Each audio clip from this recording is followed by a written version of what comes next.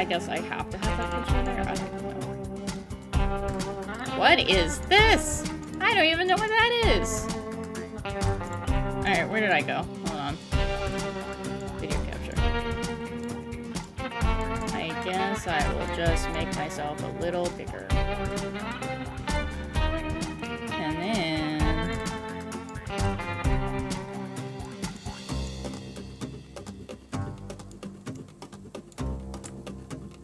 I'm just moving this all around. I should have did this prior to...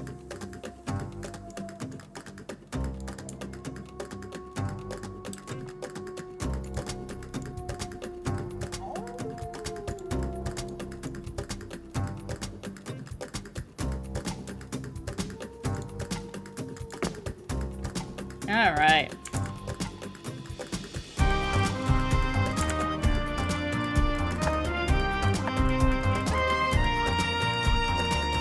This is so loud in my ear.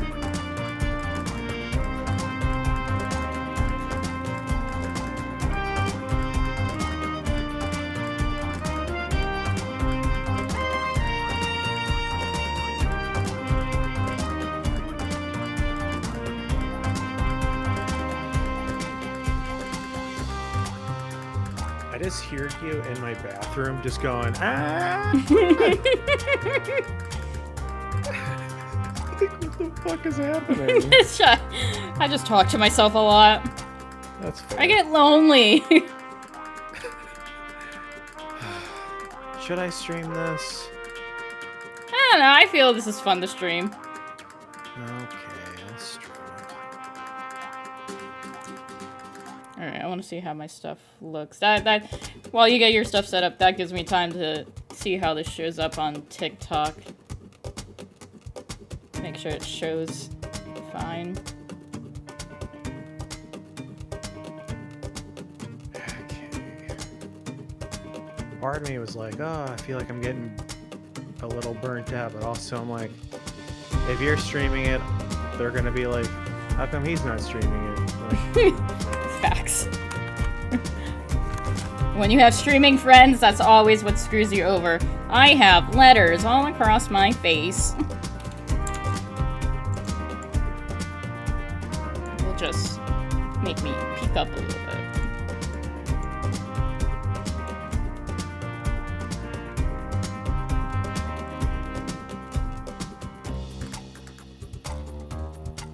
I don't know. I don't know how to fix that on here. It's just gonna be like that. I give up. That's just what it's gonna look like on TikTok.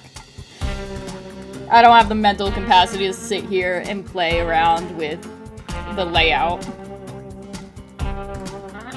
Let's see how it's looking over on Twitch.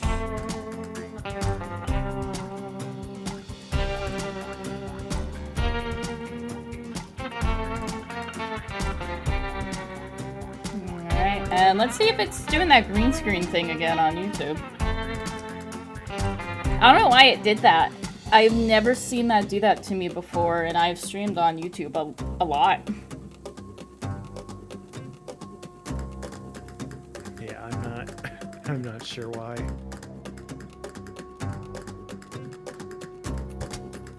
I'm into this, like, ambience.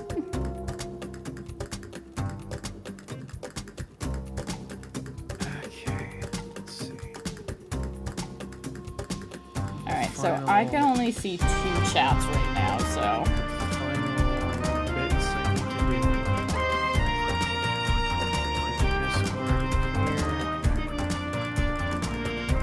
I definitely think I should take a break from streaming for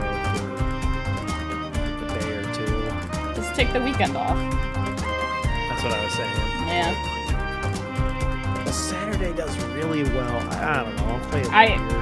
So, it doesn't mean there's not next Saturday. There's always another Saturday. If anything, I won't stream a game, I guess. Yeah, like do something like chill. Yeah. Like Make a Gundam. Build Legos. Well, dude, that's what you could do.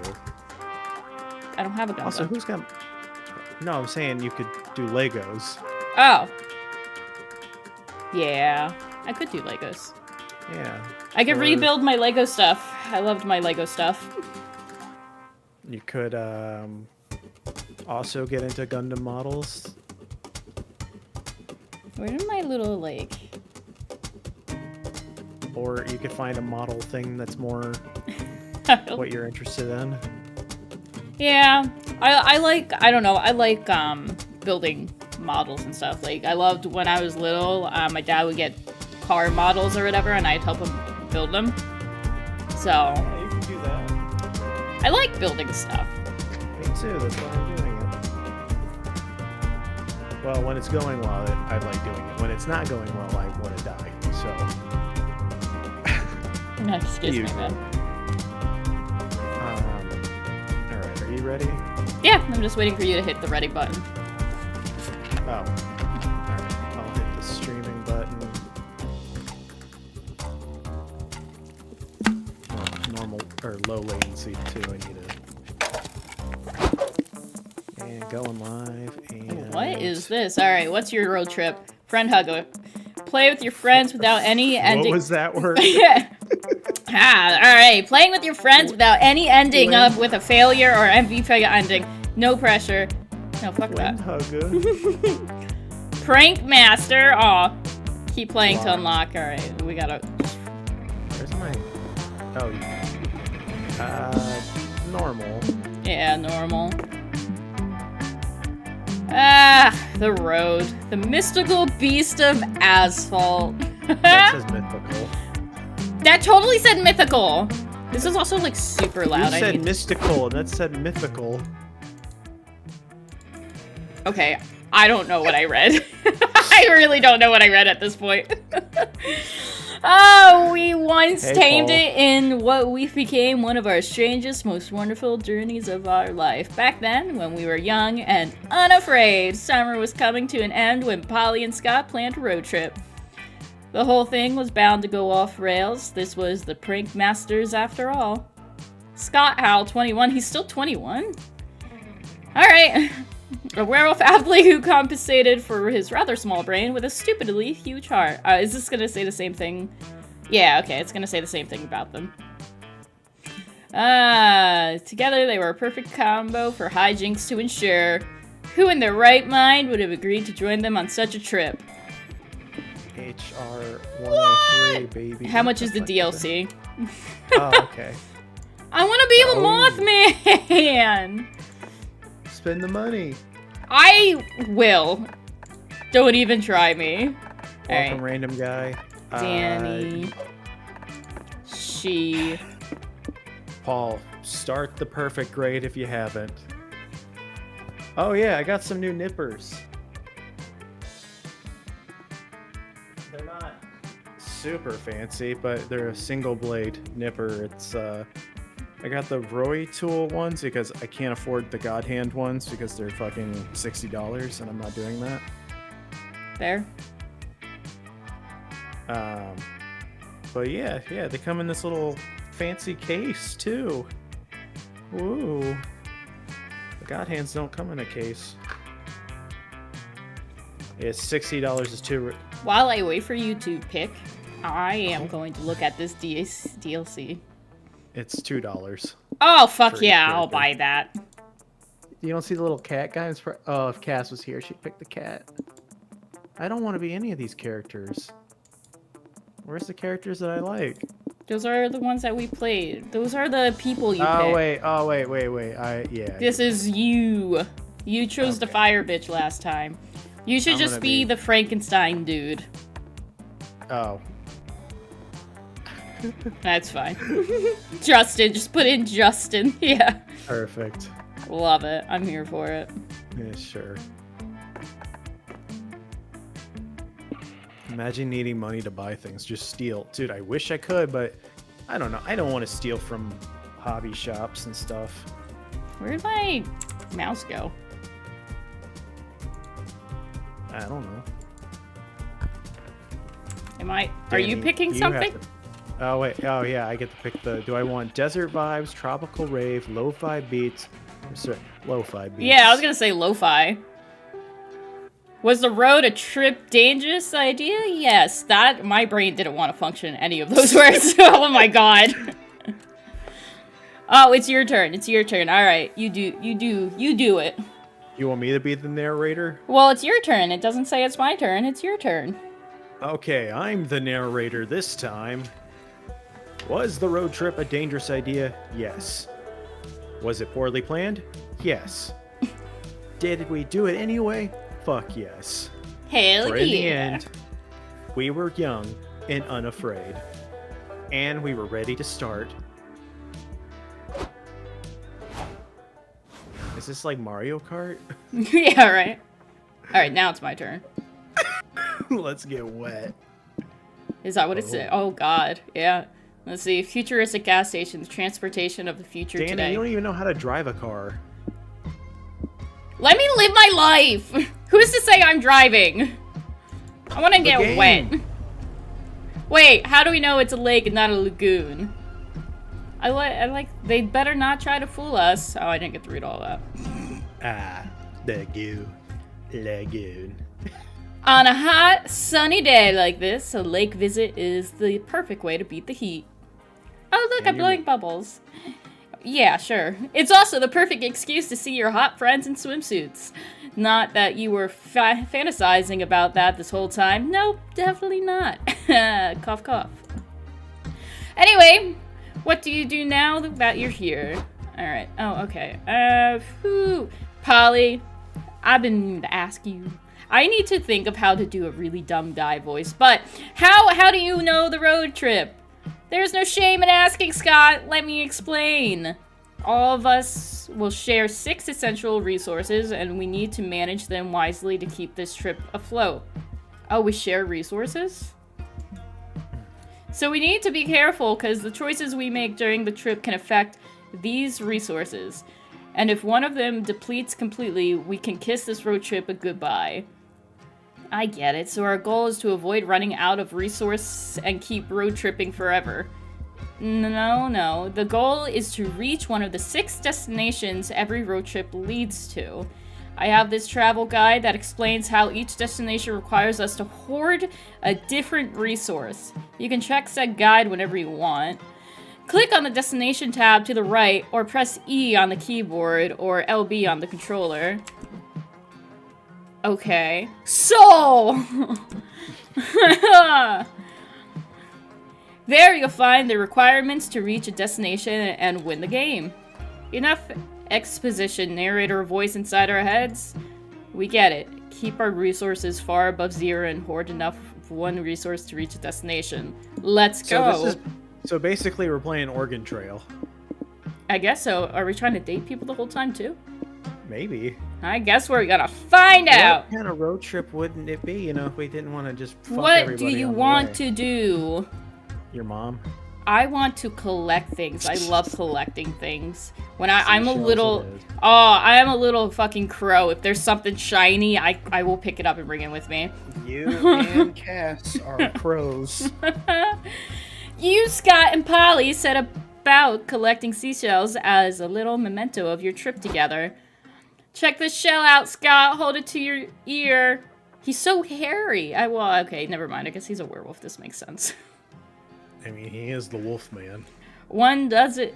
Oh, does it sound like an ocean waves? It kind of concerns me the other people aren't here, though. No, better. It sounds like vaporwave music. Polly's shell is covered in grid lines and inexplicably fills you with 90s nostalgia, so that makes sense. Danny narrating this is going to be an interesting adventure. It's a lot of times it's going to be like, okay, Danny, sound it out. That's cool! I found this shell, but I'm not sure if it's a seashell. It looks more like a lake shell to me. Stellar deduction, buddy. You show your friends the shell you found. It's beautiful, small, and swirly, and it suddenly starts crawling around your palm. Cool! Danny's shell is haunted! As it would be. Oh, fuck! Nah! Justin, if you and I smoked a lot of pot, this would be you and me. The gargoyle-looking guy kind of looks like my friend Spencer. Oh no. No, but he doesn't have a gut like that, but just like aura-wise, it's very like him. Oh, she's got Cheetos in her hair. That's gross, man. And a bird. Yeah, that's normal. Nah, it's not haunted. Danny just found a hermit crab. Yeah, and sorry to be a buzzkill, but we can't let you take that shell. As the lifeguards of this lake, we can't let you mess with the local wildlife. Yeah, Hey, it could be Helen. bad for, like, the environment or something. Plus, having a bunch of sad, homeless hermit crabs around would really harsh the vibe around here. Oh no, you're right. We don't want to be hermit crab homewreckers. There's so many voices to read. What if Danny traded the hermit crabs for something for its shell instead of taking it? Sure, as long as it's a fair and square trade, exchange of goods and not a theft situation, we're cool. Fair enough. What do you give the hermit crab in exchange for its shell? Alright, this seashell is the crab's house, so it's only fair to do is give the deed to your own hat. No. Make a pact to the crab for your first child. Oh shit, these are both not very good. Give your first child up. Yeah. You can make another kid, but you'll never get another house. And you know what? And who's to say this hermit crab wouldn't be a great parent?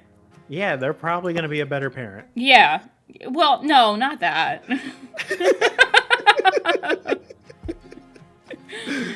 Whoa! Yeah, wait a minute. Yeah, wait. Whoa! You get the shell and you don't have to pay for birth control. Sweet deal! Oh, man, alright. Sweet indeed. You get your shell, your crab gets an IOU a baby coupon, and everyone is happy. You continue on your merry way, quickly forgetting about the whole incident. For about 8 years, but that time you're married, the love of your life, and gotten home together. You two now have a healthy, bouncing baby. You and your spouse are cuddling your little bundle of joy when you hear a quiet yet insistent knock at the door. It's the hermit crab! What's happening, honey? Your spouse cries, why is a hermit crab trying to take our baby out of my arms? You explain that you promised this crab your first child in exchange for its shell. It seemed like a good idea at the time. You're sure you could convince your spouse it was worth it if you showed them the shell, but you traded it for a raccoon 3 years ago for a plate of spaghetti. Oops. Damn it, Danny! This is why we're getting a divorce. You know, you're terrible at bartering. Now, I feel I'd be pretty great at bartering. This sounds like a conversation that you and John have had. No, yeah, this would be me giving John shit, because John is horrible at bartering. Anyways, that must also be why your spouse is getting the house and everything else you own in the settlement. When will you learn? But that's years from now. You know right now is that you lose 2 soul from your heartless decision, but gain 2 magic from your shell. Oh, pretty. Now it's me. Thank God I All can right. breathe now. The Dynast or the Troll gas station. I feel like... Do you have a Let's see, let me check reservation? my- Oh, we could fill up a gas tank, alright. That was... Oh my god, I thought I heard Cass for some reason.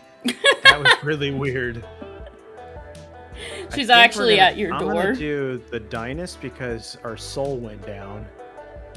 And this Yeah. says it'll give our soul up. So that's where we're going.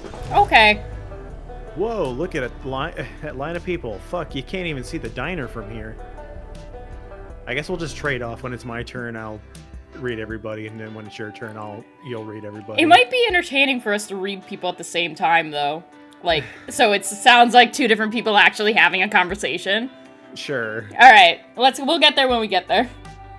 The Dynast is a classy locale made for the road tripper with discerning tastes. Sadly, it looks like everyone and their mother is a road tripper with discerning tastes. This place is packed. The only way you're going to get seated anytime soon is if you sit with someone else. This is a great opportunity to smash conventional manners and make new friends. Who do you sit with? Woohoo again! Let's choose an action and make an event happen. How about Yes. you read as him and I'll read as her and make it a little bit easier? Okay. Yes! I'm ready for all the randomness these events involve. Actually, Polly, I was checking this travel guide, and it seems they aren't as so random after all. Look, these different signs apparently refer to different types of events. The most common type of events are called exchange events. After making a choice in those, you'll always lose a resource and gain a resource no matter what. The trick is making the right choice, since that'll decide which resources are gained and lost.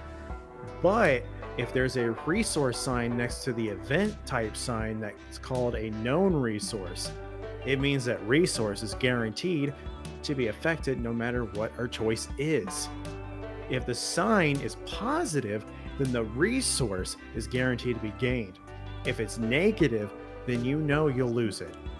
Like, for example, if we see an action with this sign, we know we'll lose money here. Our choice will only determine which resource we'll gain. That's not so bad. If we know losing or gaining a resource is unavoidable, we could be strategic about it. This all sounds very useful, but also like too much pressure for fan favorite Polly to keep track of. Justin, can we leave these decisions to you? Thanks.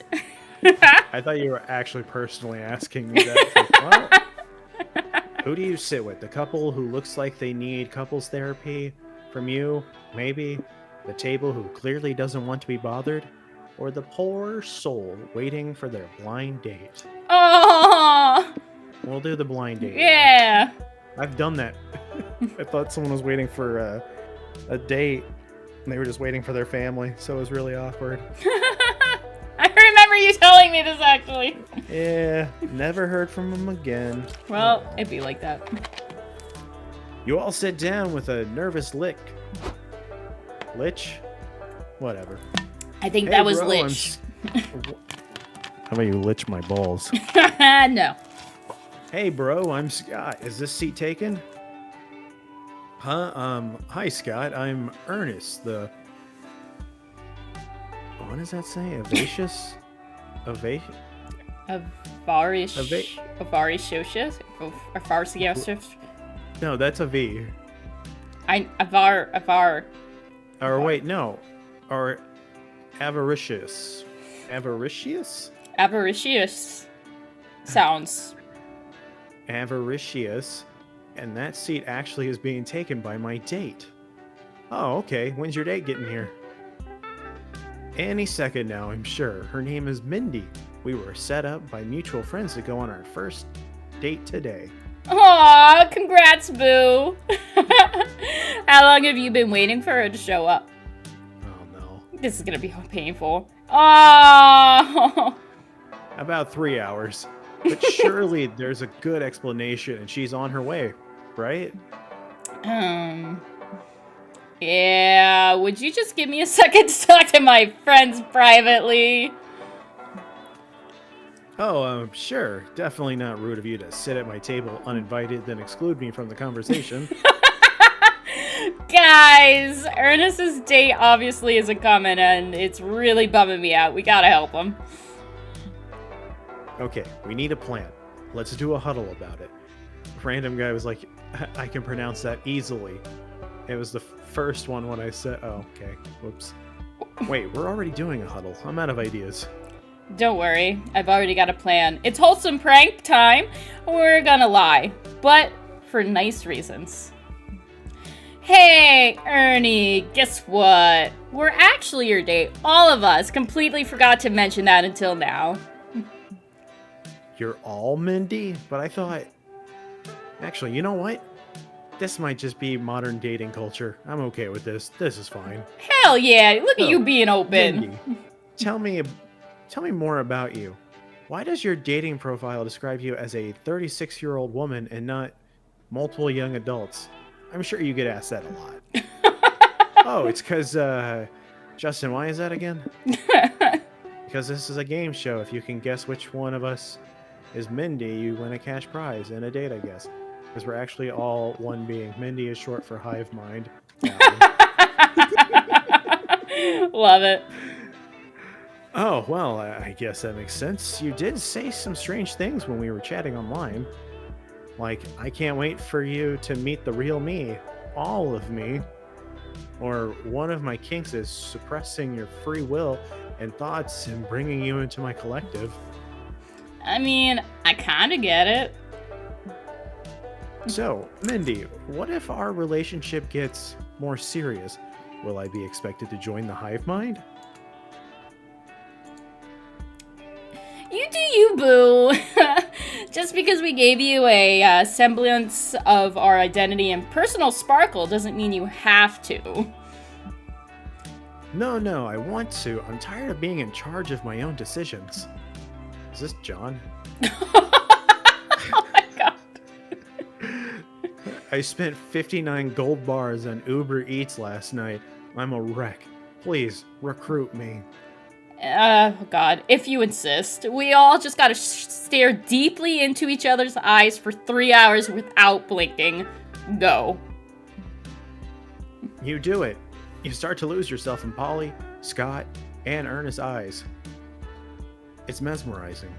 So mesmerizing, in fact, that you forget to wonder how you're maintaining eye contact with 3 different people at once. Your sense of self is slipping away. You were once 4 separate beings, but slowly you become one. You are all Mindy. We are Mindy.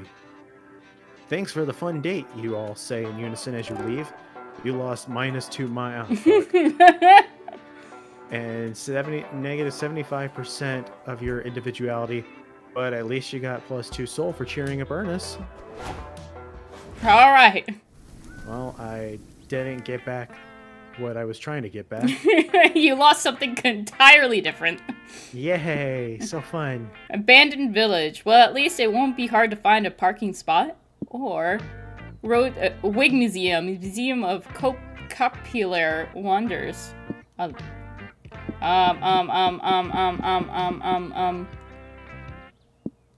The village looks fun. Let's go to the village. Nothing horrible has happened in horror movies in a village in the middle of nowhere. I'm bored. Oh no. That's not good. Justin. Oh, sorry. Okay. Sorry, I got a message on Discord.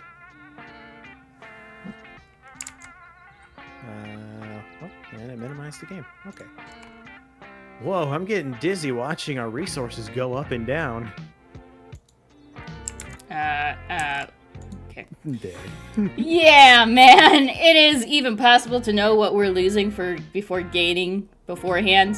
What was that sentence? The heat's getting to me, man. Dang. We're doomed. But put something on the radio. We may fuck it up. Hold on. We may fuck up this road trip, but at least we're fucking it up while having some fun. There we go.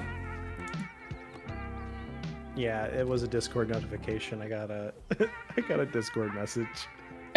Sorry about that. Okay.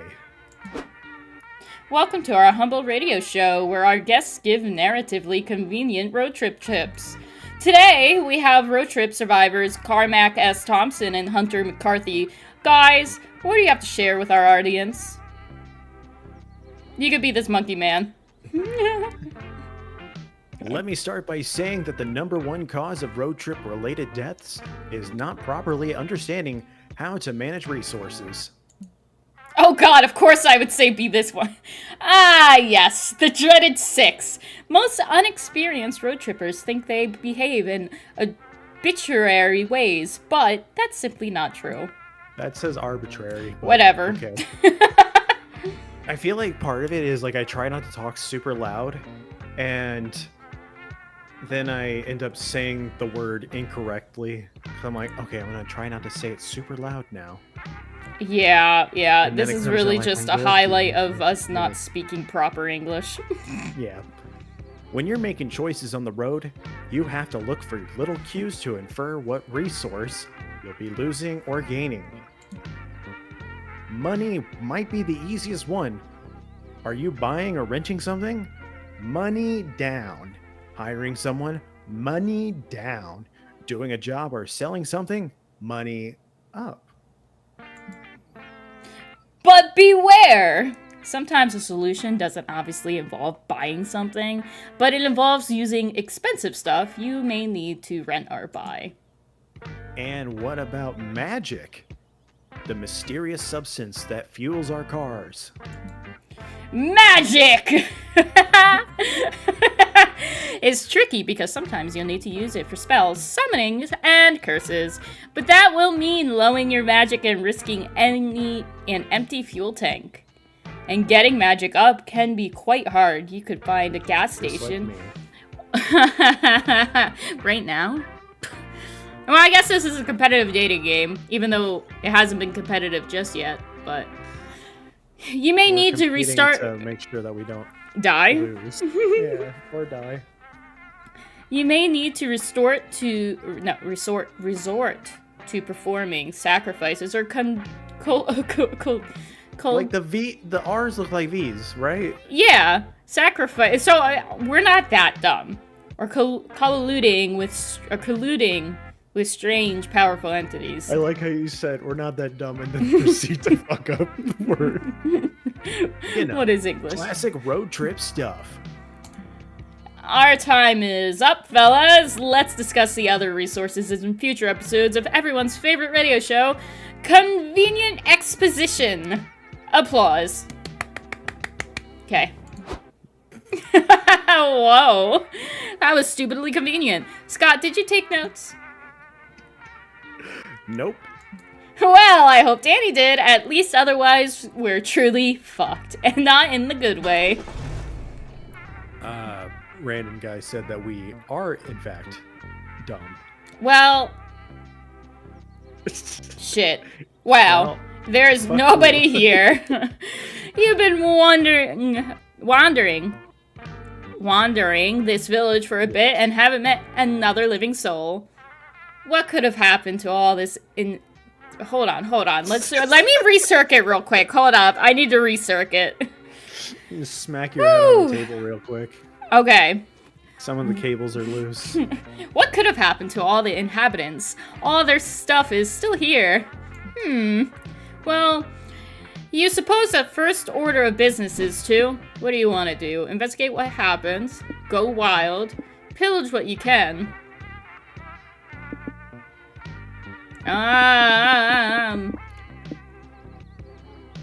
What would you do? I don't know. I would want to know what happened, but pillaging is also fun because then you can find little things to take with you. God, you and Cass are so similar. Pillage!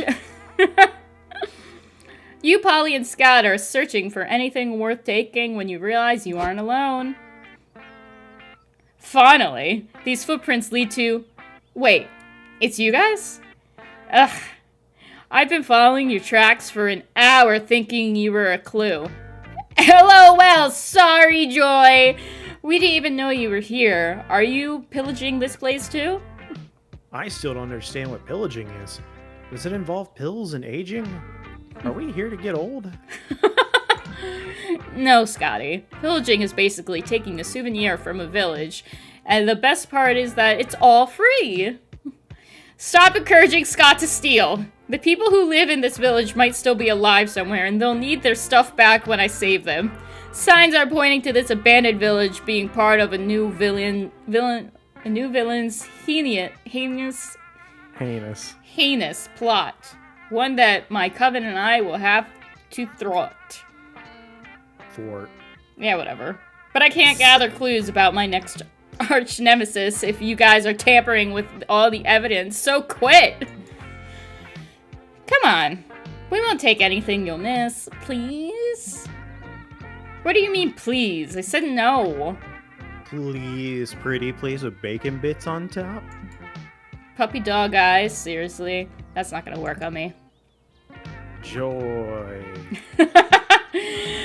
Hecate help me. Fine! You may take one thing, but that's it. Oh!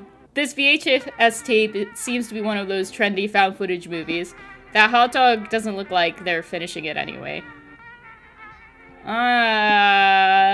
Forbidden experiment. You know, as a movie podcast, I feel this is quite good for us. Wait, that's not a movie. That's a surveillance footage tape. Oh, so it's nonfiction? Is it a documentary? Even better, it's evidence. Danny, pop that tape into a VCR. I'm gonna crack this case wide open. Don't know why Joy's giving herself all the credit when you pillaged the tape, but whatever. You find a VCR and insert the tape. You see footage of some scientists working on a metal ring covered in ruins. A portal appears in the center. Runes. And covered in runes. Yeah, it does say runes.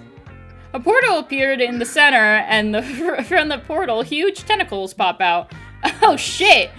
Looks like we found the porno remake of this movie. Alright. Can you say that word? What? Porno? Can you say that on TikTok and stuff? I don't know. I didn't get kicked off, so... This isn't a movie! This was real life! You guys might want to close your eyes. This probably won't end well. This poor, foolish villagers. I don't know anyone that has a VCR. Maybe like a couple people, but maybe Dylan does? I probably have one in my He has a basement. CRT, but... Suddenly, Yeah. the laboratory door opens, and the mayor walks in. He claps when he sees the tentacles. Guess he's into this sort of thing. The scientists turn off the device, which gets rid of the tentacles, and the mayor passes out some brochures. Everyone starts to cheer. One of the scientists joyfully shouts, "I can't believe the mayor's so happy with our hard work that he's taken the whole town on a month-long cruise." Way to shoehorn in the exposition. I give this movie a solid 4 out of 10. You mean the townsfolk are all just on a long vacation? But that's not a problem! But isn't it good that the townsfolk are okay? I thought you'd be happy about this. I am! It's just, I spent weeks on this! You gain 2 mind for learning that truly of what happened here. You lose 2 soul for pillaging, though. Yeah. My turn. And now it's... UFO sightseeing or cheap motel. Let's see. This could give us some soul. Let's do the sightseeing. I hope that village finds its people soon. Must be lonely. Are you texting Cass right now? Yeah, read the text! Oh, okay. Is something going on? You'll see when you read it. So the fire got put out just in time for the fucking tornado sirens to go off. A tornado literally almost forms in the neighborhood. We were safe. House okay. We come upstairs and the fucking fire has started again. What the fuck? Yeah. Now you see why? I was like, what the fuck? Oh my god. Jesus Christ. You came here today to answer the age-old question. Do aliens exist? Who knows if you'll see any today, but at least it'll be fun to hang out with the other UFO spotters. So, besides watch the stars and swap extraterrestrial conspiracy theories, what do you want to do? Look for UFOs, make tinfoil hats, send a message. Let's look for UFOs. There seem to be a lot of alien spotters in the desert tonight. You spot 2 of your friends with their telescope in the crowd. Alright. Do you want me to be these guys? How about you be the green guy playing the Game Boy Advanced, and I'll be the dude with the skateboard. Yeah. Hi, Kale. Hi, Abdu. Are you here to look at constellations? Have you seen my favorite one yet? I call it the Big Boy Frying Pan. Nice. I'm a fan of the Ariga myself. I don't know if that's how you say it. Charioteering was the grandfather of skateboarding. Changed my mind. Charioteering? Charioteering? Yeah. Yeah, charioteering was the grandfather of skateboarding. Changed my mind. But today, we're using our telescope to look for UFOs. You're welcome to join us if you want. Abdu and I are really into UFOlogy. There's got to be other life out there besides us, you know? At least, I hope there is. I'd rather not be alone in the universe. Cheer up, dude. In the grand scheme of life, between our friends and the aliens and all the microscopic parasites living in on our bodies, we're never truly alone. Dude, that's deep. That philosophical thought reminds me of something. Can you pass me the pipe? What the fuck? You're looking for UFOs, you say, says an eavesdropping UFO spotter. Wouldn't you rather meet the aliens in person? Do you have a way to do that? Are you an astronaut or a mad scientist? Even better, I'm an app developer. Haha, yeah! Oh. I made an app called Unite Friends Online. It's like a dating app, but instead of finding you a lover, it connects you to an alien to befriend. Whoa. Are there really aliens on this app that we can talk to? Not yet, but there will be. No alien can resist my app's sleek graphic designer and ingenuous user interface for long. That's so cool. I want to meet an alien on the app. Polly, you're smart. How should we get the aliens to notice us? Well, when I'm trying to get cute, interesting people do notice on horny dating app, I try to make my profile look as inviting as possible. Usually by using lots of eggplant emojis, giving my ass the spotlight it deserves. Oh. Alright. Too bad Earth doesn't have an ass to show off, but there's gotta be a way to make its profile more inviting to get an alien interested in a casual invasion. What the fuck was that pronunciation? Is what random guy said. Hey, look, we're trying our best. Yeah, we never guaranteed the best. Let's see, hack into a satellite. It'll be for a good reason, to take some pics of Earth from a high angle and make it look prettier. Upgrade to the Platinum Planet profile to unlock advanced match preferences. So here you can turn off hostile invasion matches. I say hack into a satellite. Hack into a satellite. Nice. Take a photo from a high angle with a high photographer. That's Photographer? Photographer. That's the recipe for selfie success. I'm glad that Cass wasn't here for that one. Oh yeah, her mind be exploded. I've heard that in photography, you should focus on symmetry too. We gotta make Earth look super symmetrical in our pic to make it pretty. Earth's a circle, so it should be symmetrical from every angle. But what if we find, like, the most symmetrical angle? Great plan. You use your computer skills to hack into the Hubble telescope and take some beauty shots of Earth. You'll lose -2 soul for it, but it's for a good cause. Done. What do you think? Not bad, but if we're going for symmetry, Australia's throwing it all off. We could edit Australia out of the pic. Let me try. I'm great at photo editing. Ta-da! Now Earth looks pretty, and you get a sneak peek at the moon too. It looks nice. But don't you guys think editing Earth's look on social profiles kind of dishonest?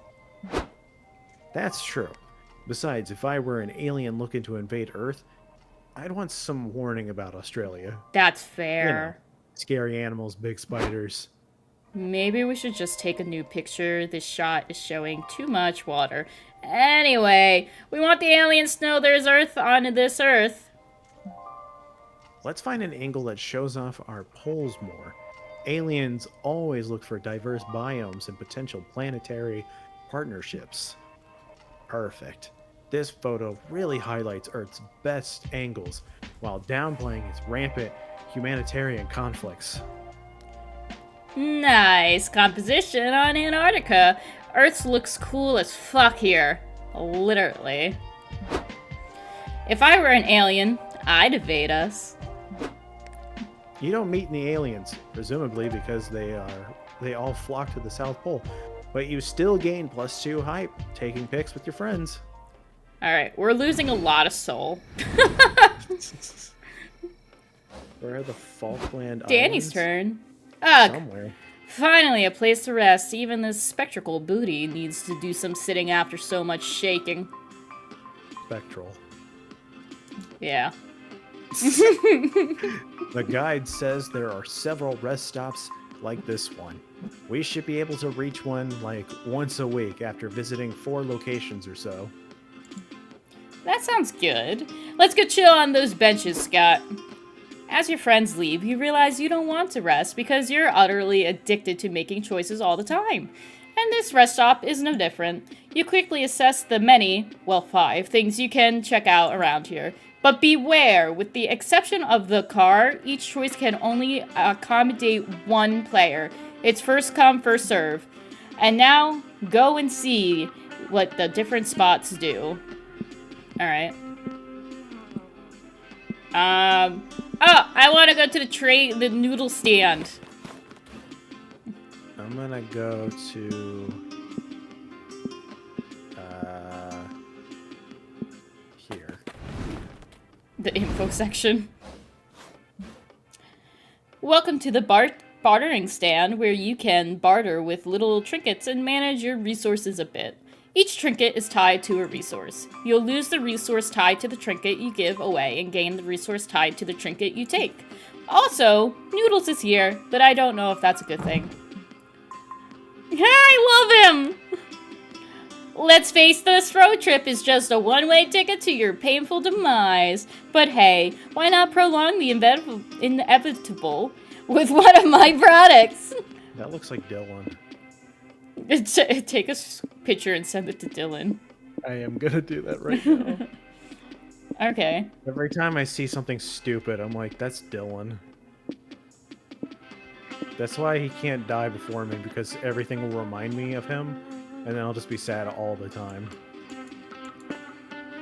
Oh, so I'm trading stuff. Alright. An exclusive cult membership ring. Evil gummy bears. Treasure map. McGriffin's album full of sick beats. Which one? An exclusive cult ring. Treasure map. Oh, that got us money. Excellent choice. Safe travels. And remember the Noodle Swap Shop motto. No prison can hold me. No rules can govern me. I am chaos incarnate. Govern. Govern. I don't know why I put a R before the O. Let me try that again. Hold up. No prison can hold me. No rules can govern me. I am chaos incarnate and I know where you live. Enjoy your purchase! This is the map info board, where you can do 2 things. You can check a map that shows 3 potential locations nearby. Choose a location to learn how to get there. This guarantees that the location will appear on your next turn. On the other hand, you can use the phone to call hitchhikers.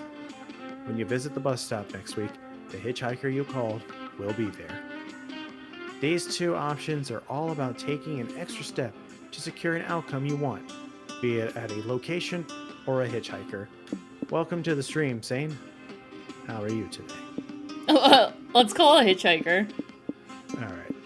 Oh, fuck yeah!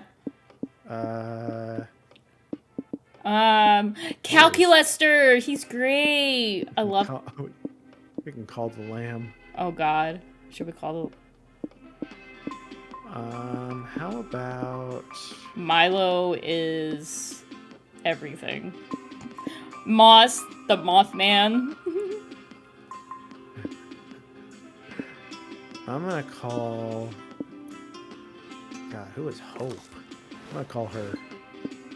Get ready to take on the road. Okay.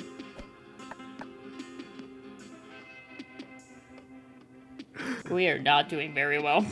We are doing very bad. It's your turn. So you have to hit okay. Ooh, week 2.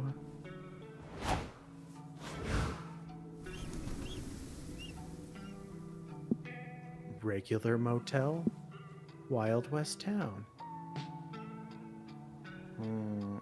Let's go to a regular motel.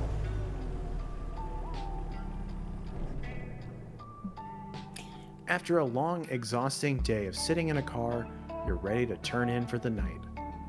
Time to choose which mundane activity to do before going to sleep.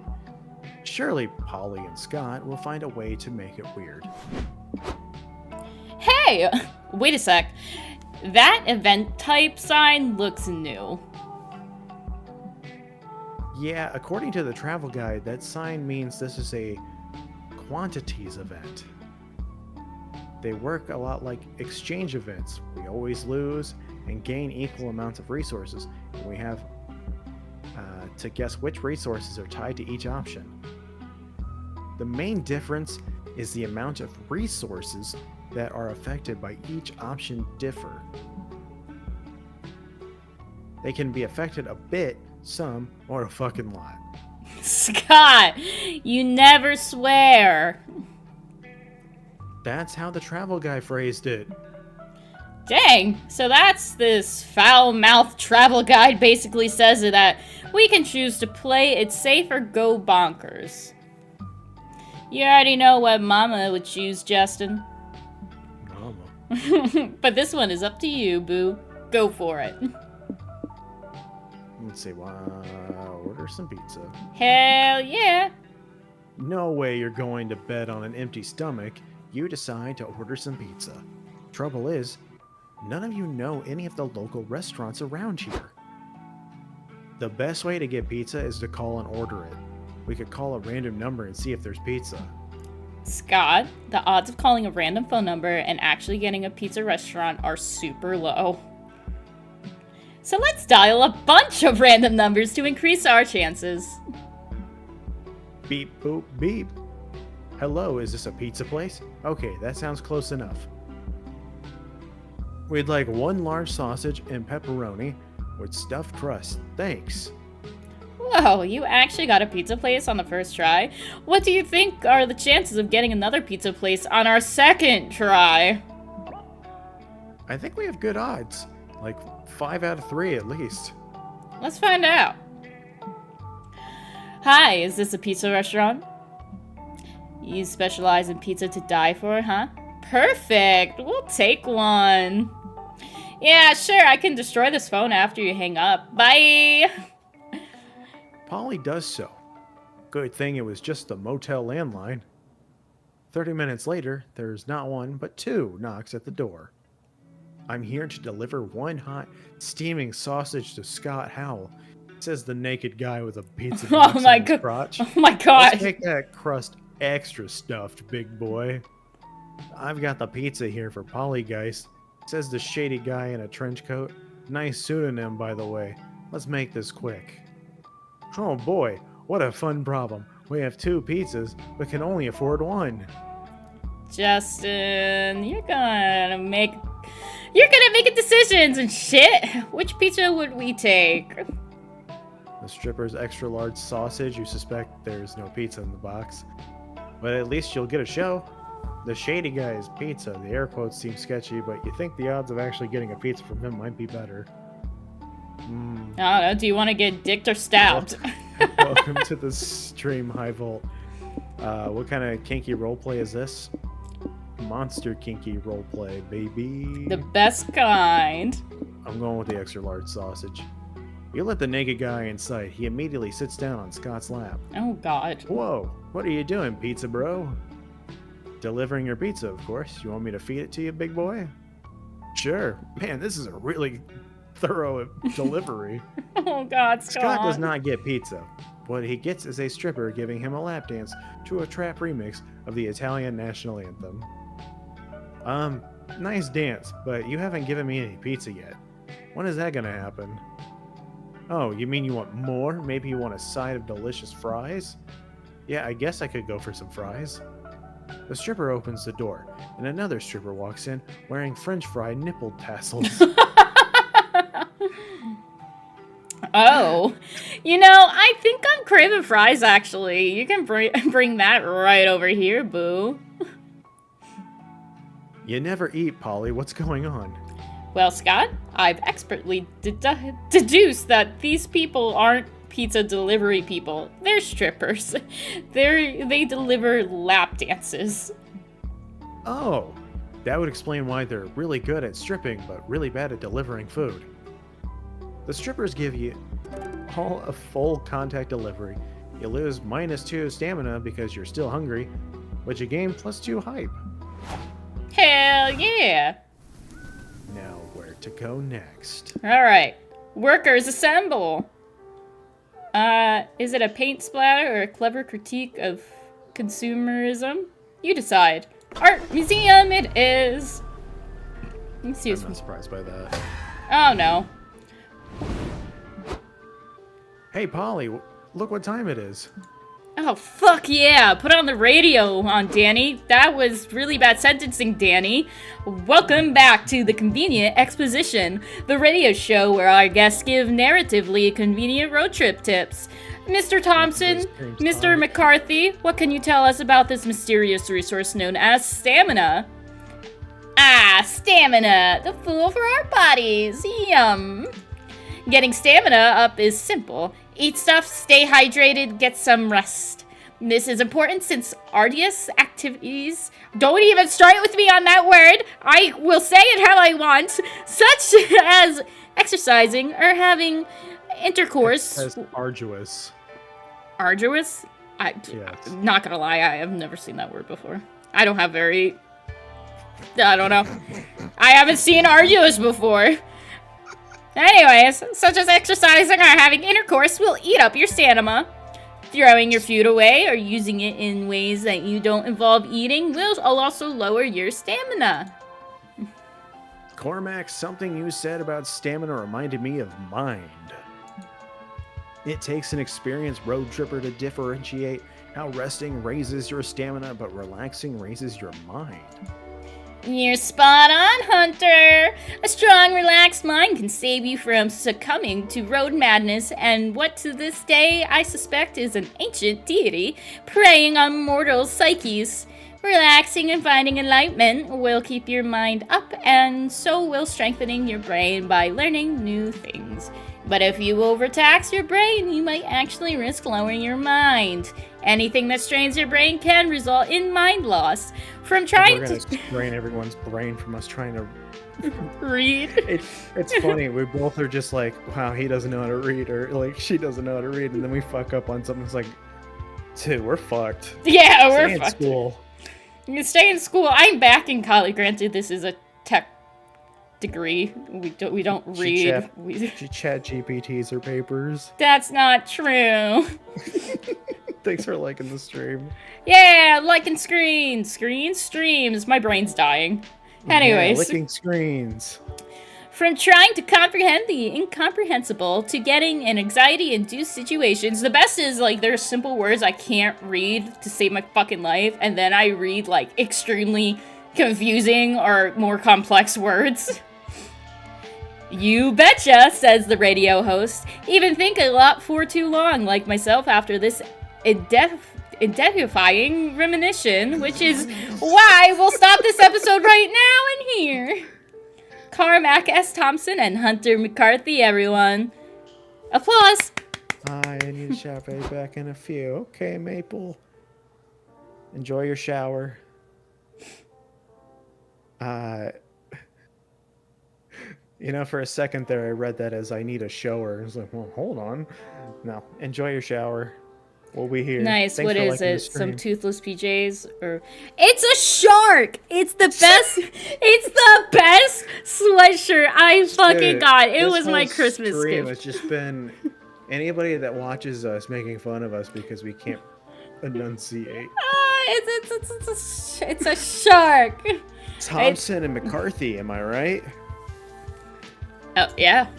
No, I have no idea what you mean by that, Scott.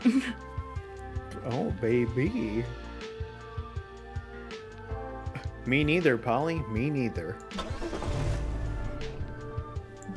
Alright. Oh god, he's eating a sub sandwich. That's me.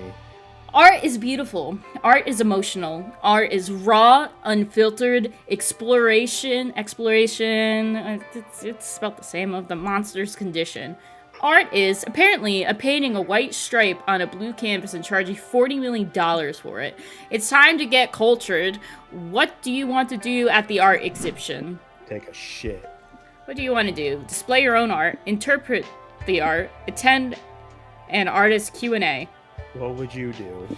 I want to display my own art! Anyways, you tell your friends that you attempt to display some of your own artwork at this exhibition. Why? I know how to say... I know how to say this word. Like, I know how to say this word. Jeez. Sounds fun. And look, they even hung up a blank canvas for people to draw on. Yay! Oh god, that's gonna be art. Hello, friends. Are you also admiring Vincenzo Spinelli's piece, Bianco in it? Oh, okay. Let's just no. That's just a different language. Yeah. Nienteltro. This all-white portrait was his last great work before he died. Would he die of boredom? Looks like old Polly and friends are gonna have to put the twerk in artwork. Yeah, let's draw something fun on that boring canvas. What? You can't draw on Spinelli's masterpiece. It'd be a crime against art, and also against the actual law. Don't worry, Liam. Our art will be hella legit. We'll even do our drawings on paper first and pick the best one. Well, I'm not just going to stand by and let you deface an art piece. Not without my input, anyway. Give me a marker. Yeah, let's go. You all take a moment to create your drawings and take turns showing them off. Feast your eyes, plebeians. A blank page. Inspired by Bianco e Nienteltro. It's an expression of ennui in an increasingly consumerist... Danny. Wait, hold on. Sonic says, I don't know why, but I can see random guy playing the purple nerd guy. He probably... No, no, random guy is like... Actually, I don't know what random guy looks like. Liam's disqualified for being boring. Danny, what'd you draw? You drew Keith Bloodclaw, your warrior cat's OC, which quickly gets disqualified for having excessive abs. It's okay, Boo. You can still make a mark on the art world by choosing which piece should be exhibited, mine or Scott's. I'm smart, but also unhinged. Always hug your friends. Oh, look at Scott's fucking macaroni piece. That's just butts. That is butts. That took me a second to realize that's butts. Scotty boy! Okay, see, what would happen is, if it was you and John making those, you would make a better looking version of the one on the left, but he would definitely draw the one on the right, but worse. But worse, yeah. Scott translates his drawing to the museum wall. Immediately, art snobs are falling all over it to discuss its imaginative brushstrokes and clear call to action. Monsieur Hal, says one of art critics, can you explain what inspired you to choose an uncooked macaroni frame for your masterpiece? Oh, that's easy. I really like macaroni. But I'm not allowed to boil water by myself anymore, so I just eat the noodles raw. Why is he not allowed to boil water? I spilled some on the picture while I was working, so I just rolled with it. This is such an insult to Vincenzo Spinelli. You destroyed his masterpiece with your shitty macaroni art. Yeah, I would assume that was a Van Gogh reference. What? Sonic says, was that a Van Gogh painting reference? Oh! No one. I wouldn't say he destroyed it. In fact, Monsieur Hal understood my art better than anyone. No one wants to talk about strong nuclear force. Maybe you should try opening with something lighter and then work your way to the strong nuclear force. The art critic removes his fake mustache and giant beret to reveal Oh, yeah, sorry. Vincenzo Spinelli. But you're supposed to be dead. I just realized you're supposed to be reading. You're gonna go back to reading. Mommy! Did you forget that we were here? I don't know. Just read. Danny, it's your turn. Oh, it is my turn. It's been your turn. I need to go to bed. Nay, I merely faked my own death so I could catch Bianco in teatro in secret, waiting for the day a true artist would correctly interpret it as a blank canvas. Buff gentle artist of Lichosphère. Luscious. I know what I was saying. I purposely said that. Thank you for realizing my dream. You are a true artiste at heart. You, and not the purple vampire who obviously didn't get to my art. That's you. No, I'm reading what random guy said. Dude, you can work your way there. It's, conversation tree. Just map it out for yourself. It's like, oh, how's the weather? And then speaking of that, and then just eventually get there. Sheesh, okay. Hooray! You gained 2 soul! Oh god, we finally got our soul back. You gain 2 soul for choosing the piece with the wholesome message, but you lose 2 stamina because that macaroni came out of your road trip fuel supplies. Food supplies. Food supplies. Experimental prison or movie set? That's a good question.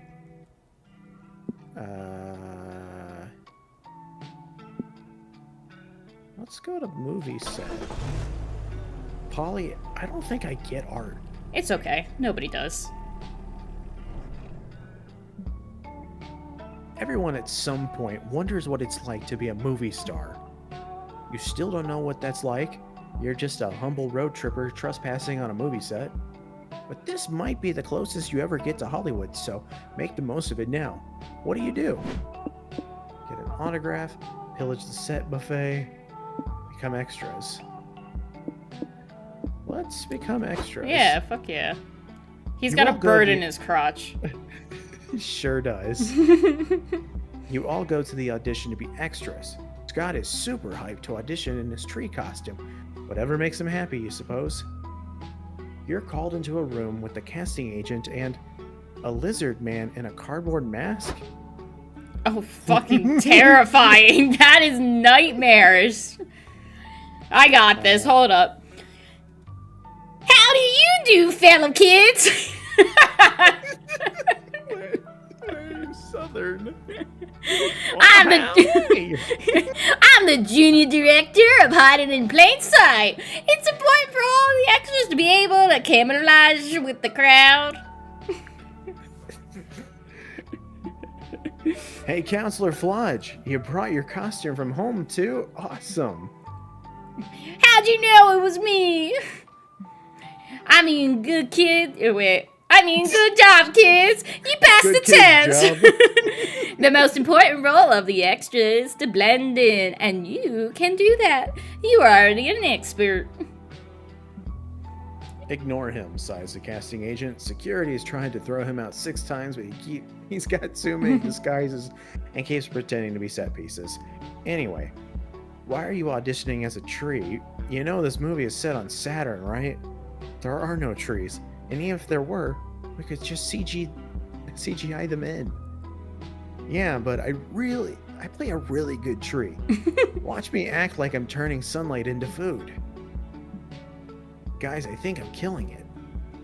Not happening. I'll even quote the script. Man, I miss Earth and trees. Or I would if trees hadn't gone extinct 100 years ago, ushering in an era of no trees, 0 trees, okay? Just then, the director walks in and gasps. Who is this beautiful tree man? You are my new muse. Oh my gosh. We'll rewrite the entire script around this new treegonist.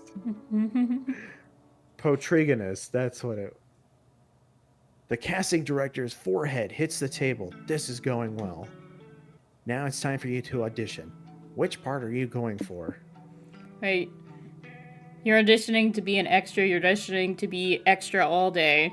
This is Scott's time, and you're here being in the shadows, be the shrub to his tree, where everyone's the protagonist of their own story. Therefore, isn't everyone also the extra in someone else's story? Audition to be the juiciest extra of all, the lead role. Yes, that The one. lead role. No, we have a lead actor already, says the casting agent. A weird proverb isn't going to... proverb is what I meant to say. Proverb. Isn't going to make me want to recast that. You can still be an extra, though. You'll just see about that. You get to set and start filming the Saturn Saloon shootout scene. This planet ain't big enough for the two of us, says the antagonist. Well, technically it is. Saturn is huge, but I'm gonna shoot your ass anyway. Oh no. They're gonna kill each other, just like my father was mysteriously killed 18 years ago. Next, you film the lovemaking scene, where the protagonist bangs the femme fatale and an alien egg sac. Oh my god. Love is beautiful, isn't it? It reminds me of the love of my father had for me before his untimely disappearance. Where is Cassie at? This is perfect for her. She always makes these fucking dead dad jokes. I'm in the sex part too. Fun fact, trees can have sex with themselves via pollination. I'll show you. Oh god. God, the director screams, do not pollinate yourself. We aren't filming a porno, are we? No, definitely not. Don't cut! It was getting good! Here's a thought. What if the protagonist is Justin's father, and Justin went back in time and watched her own Inception? Because my character's a girl, so that's why it threw you off. Yeah. Say, that's the kind of twist that'll put me above that asshole M. Night Salamander. Okay, Justin, you win. You can play the lead. Go, Justin! Woohoo! With her trusty sidekick and best bro, Tree Scott, by her side, right? Nope, the producer said I'm only allowed to rewrite the script one more time before he slashes my tires. We're just adding Justin. Oh. Okay, I'll just wait in the car then, and I'm definitely not gonna cry or anything. Oh no! Oh my god, we're losing so much soul. We never had any soul. Oh, oof, poor Scott. You lose -3 for shattering his dreams, but being the lead pays better than being an extra, so you gain +3 money. Oh, it's on fire. Testing the limit. Okay. Cryptic tech company testing limits of tech and ethics. 90s action movie city. Hasta la vista, baby. This looks like Cass's town right now. So we're gonna go there. Her town, you know, St. Louis. Oh no! Scott! Fuck, turn the radio on. Convenient exposition has started already. We can't miss it. Roger. Mr. Thomas, what were you telling us about hype again? Whatever. Yes, let me repeat. Anything that makes you rejoice to your core will help get your hype up. Oh my god, like, I feel like I can't read. That includes laughing out loud, doing thrill-seeking stuff, or going to town, if you know what I mean. Wink. I like keeping my hype strong and vigorous. That's why I avoid all the stuff that will lower my hype. Like doing boring stuff, mingling with dull or annoying people, or choosing mundane solutions over epic ones. Amen. Speaking of boring stuff, you know what else is boring? Being a good person. But sometimes you need to be if you want to keep your soul up. Oh, thank you, Maple, for the heart me. Yay. Yeah. You can send Danny gifts on TikTok if you follow her there. It'd be like you can spend a penny. I'm worth a penny, I think. Danny has already made more money streaming than I have because she can stream on TikTok and I can't for some reason.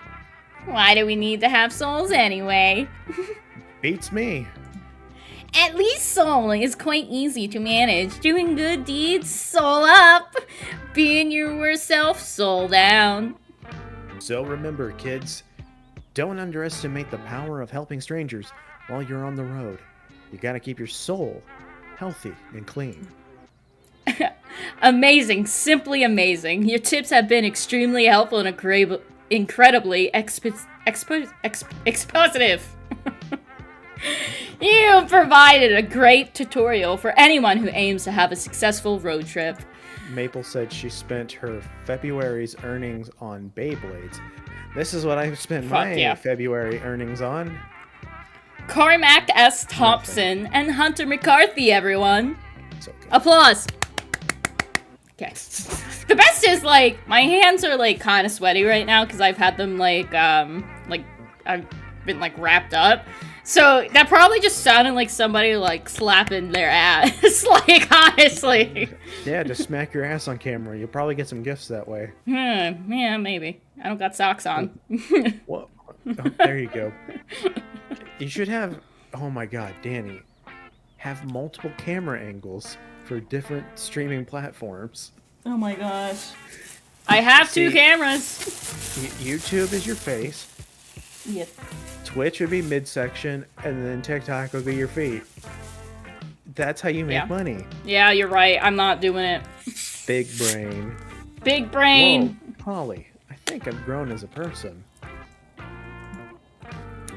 Yeah, Cormac S. Thompson and Hunter McCarthy are part of the family from now on.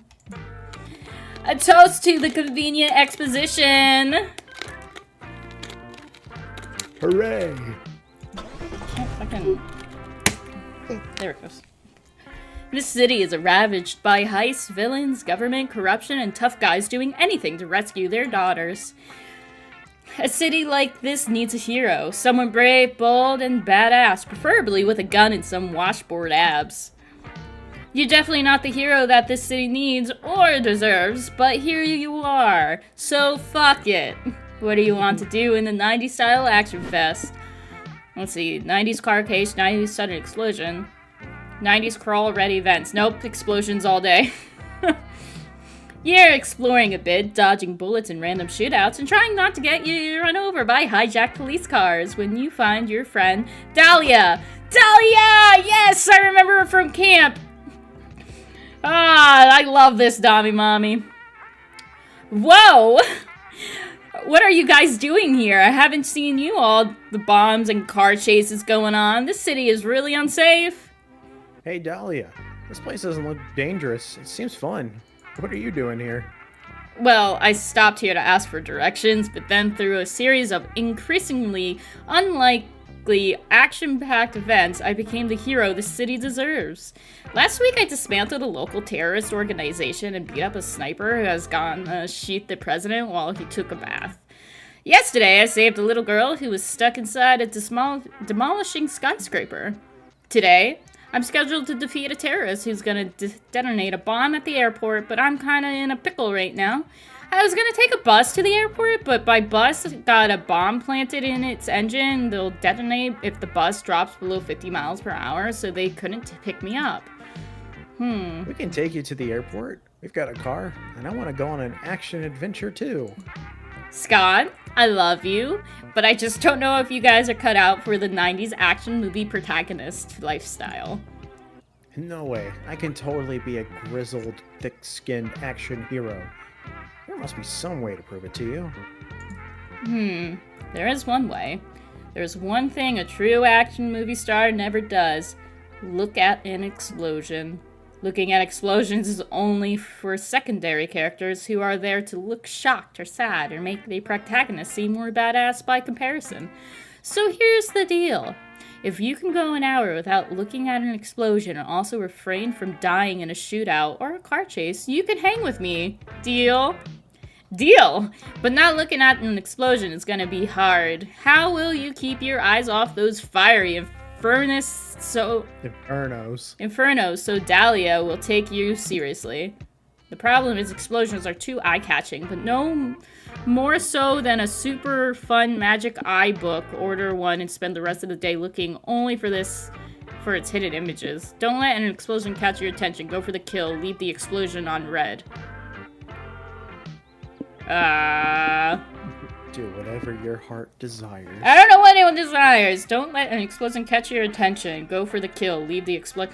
Leave it on red! You follow Dahlia around the city while she busts up gunfights, parkours through a laser security system, and blows shit up. Hell yeah. Explosions are happening, but you're totally unfazed to a worrying degree, might I add. People are dying, Danny.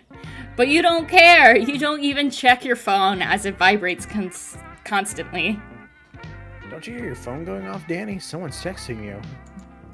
So what? I'm too cool to take calls. I respect your commitment to the bit, but I have to know who's trying to get a hold of you. Give me your phone. Whoa! It's the explosion hitting Danny up! This is one needy atomic bomb! That says atom bomb, but okay. I know it does! Tom. Oh no! I skipped it! Wow, you're just ignoring me, huh? Did you not like my puns? I can change! Fine, ignore me then, whore! You're a whore! Okay, I didn't mean it. You're not a whore. I'm just going through some stuff right now. I'm sorry. You're not a whore. You're a beautiful angel. Please love me. I'm so alone. Man. How's Fortnite going? Oh, God. I'm waiting for that to get clipped. You're not going to text it back, Danny? Not even to reject it? You take your phone, unlock it, look at the text, and then leave the explosion on red. They'll certainly send a message. Wow, you ignored that explosion like it was nothing. You're one bad motherfucker. And an emotionally healthy motherfucker. That explosion would have burned you psychologically and literally. I love your self-respect.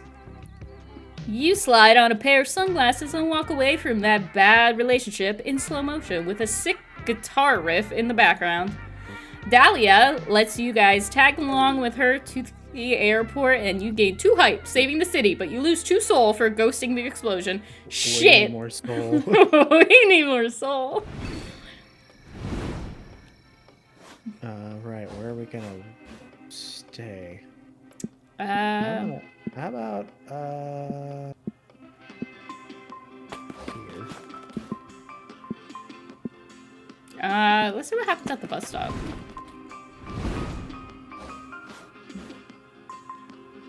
Welcome to the benches, where you can relax and talk with either Polly or Scott. The conversations you can hold with them are a chill narrative treat with no choices to be made. If you have enough conversations, you might score a date ending with one of them. Also, by having a conversation with Polly or Scott, you'll activate the chaotic energy passive effect, which will remain active for the following week. What does it do exactly? Find out for yourself. See you, Sonic. Thanks for coming by. Bye, Sonic. Now go make some small talk. Who do I want to talk to, Scott or Polly? I'll talk to Scott, so Danny doesn't have to Yay! talk about his big, beautiful muscles. I love muscles, bro. They're my little bulky friends that are always with me. That's a nice way to look at it. I even give them names. This is Herbert. This one's Lucy Sue. This is Commander Crunch. Oh my god, these are great. Later, I learned muscles actually have names. Like Deltoid, Trapezous, Sartorius. I still like my names better. I do too. Thanks. When I work out, I like to think I'm helping my muscles as I keep them big, healthy, and happy. You're doing a good job, I can tell. Yeah. And don't laugh. But sometimes, I like drawing little faces on my muscles and imagine that they're supporting me while I exercise. That's me. That's so Go cute, Scott. though. I know they're not really alive, but still, it feels nice. I think it's cute. Scott looks at the stars. You look at Scott's muscles. All is right with the world. Chaotic energy. Wherever the prank masters go, hijinks ensue. Can you handle the consequences of their mess? Next week, all resource gains and losses from events are increased by 1. Oh, God. That could fuck us. Ah, yeah, especially instead of 2 soul, we lose 3. This is the bus stop. You can either check for hitchhikers to pick up or have a conversation with the one that's already riding with you. Conversations are a chill narrative treat with no choices to be made. If you hold enough conversations with the same hitchhiker, you might score a date ending. Additionally, each time someone interacts with a hitchhiker, their passive effect is triggered. As you play, you learn what each character's passive effect does. Exciting! You can only have 1 hitchhiker at a time. If you pick up a new one, any prior hitchhiker will leave into the dark of the night. The Mothman! Well, that was fast. Yeah, I forgot you called her last week. I did. For 1 week, every turn you'll lose magic and randomly gain either money, mind, or hype. Let's see. For 1 week, you'll gain a random resource and lose a random resource. This is actually a better choice anyways, because she might fuck it. Moss, let's go! You invite Mossmon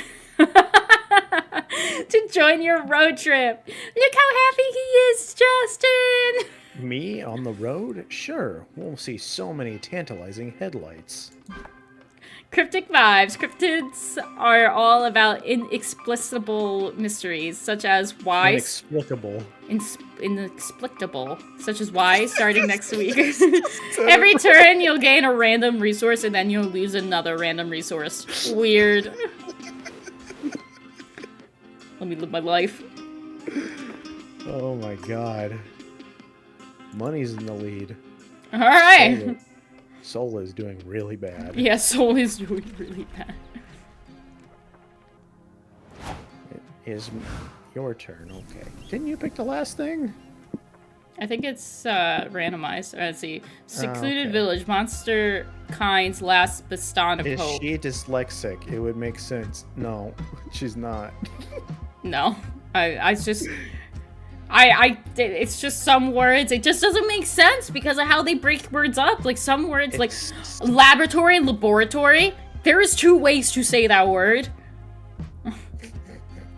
But like, which is the correct way? I say laboratory, Danny and you guys give me shit all the time about it.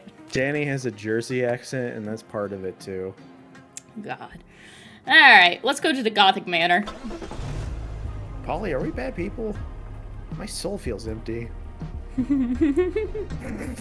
Hopefully we can get more soul from this. Hopefully. You're driving along when the road is flooded by a sudden thunderstorm. You have no choice but to pull over and look for shelter. Oh, but in the velvet darkness of the blackest night... What? I said Dylan's in the game. He's the little rat. Oh yeah, Dylan! In the velvet of darkness of the blackest night, burning bright, there's a guiding star no matter what or who you are. You know how the lyrics go, but I don't. With wet newspapers over your heads, you arrive at an ominous Gothic manor, knock on the door, and are invited in. Once inside, where do you go? To Cass's room. Yeah. The history transpiring through the walls. The dramatic chamber music, the exquisite banquets.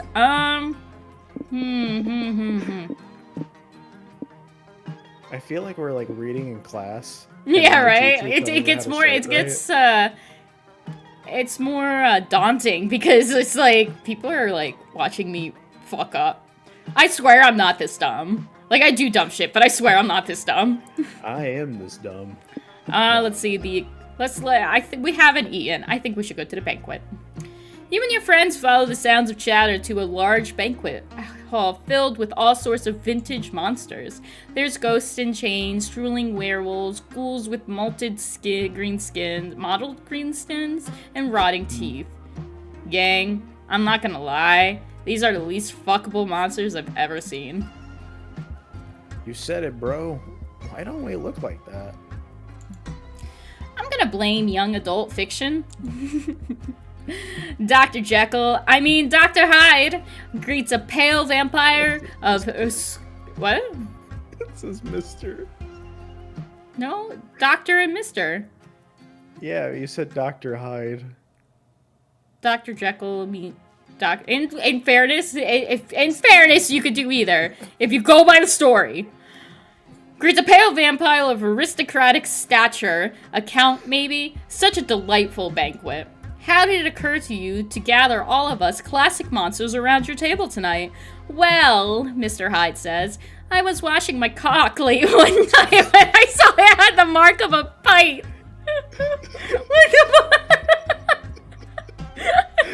Well, she's getting banned on TikTok for that one. Oh my god. I just read that without reading it prior. Yeah, well, that happened. She's not dyslexic, I'm telling you. She's really bad at reading. It's okay.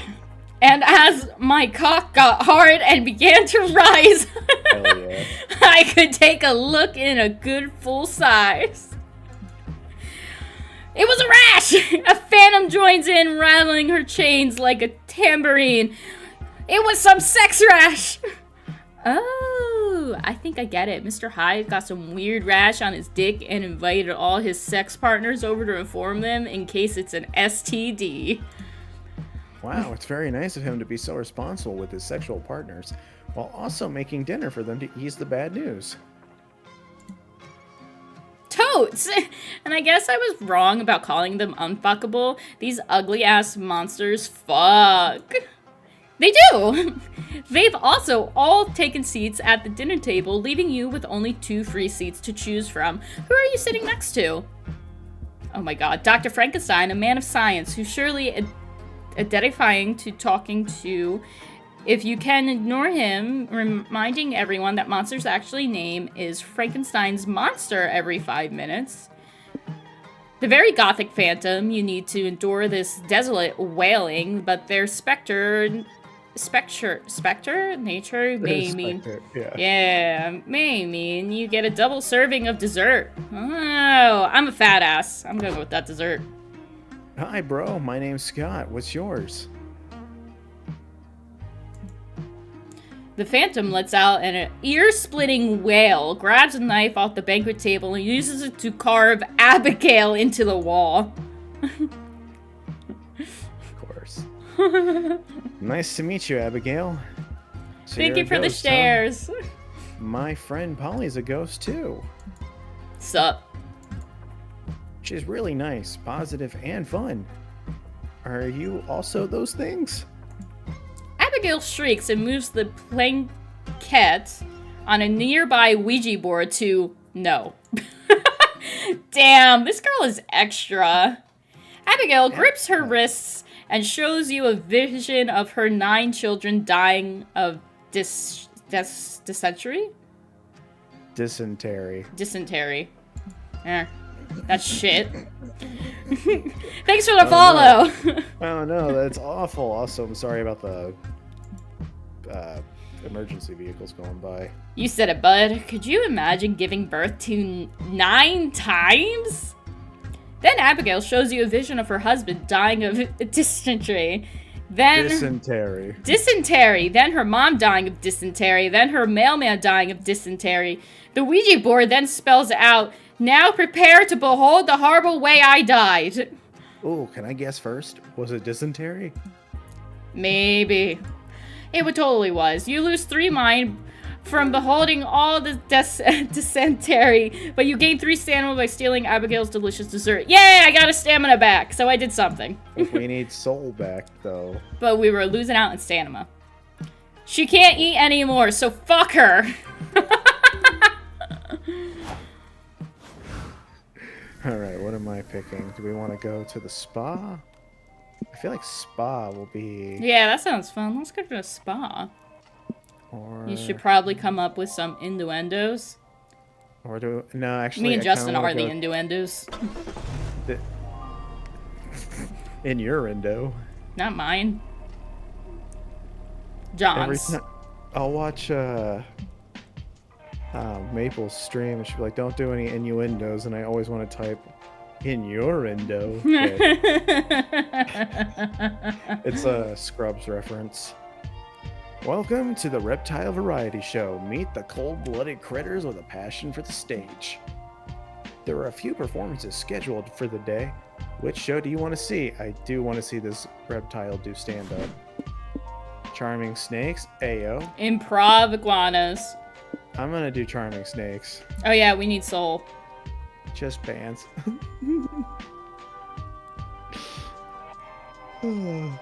You settle in to watch the snake charming show, but when they bring out the snakes, they don't bring any charmers. Odd. Then the Holy why? Holy why?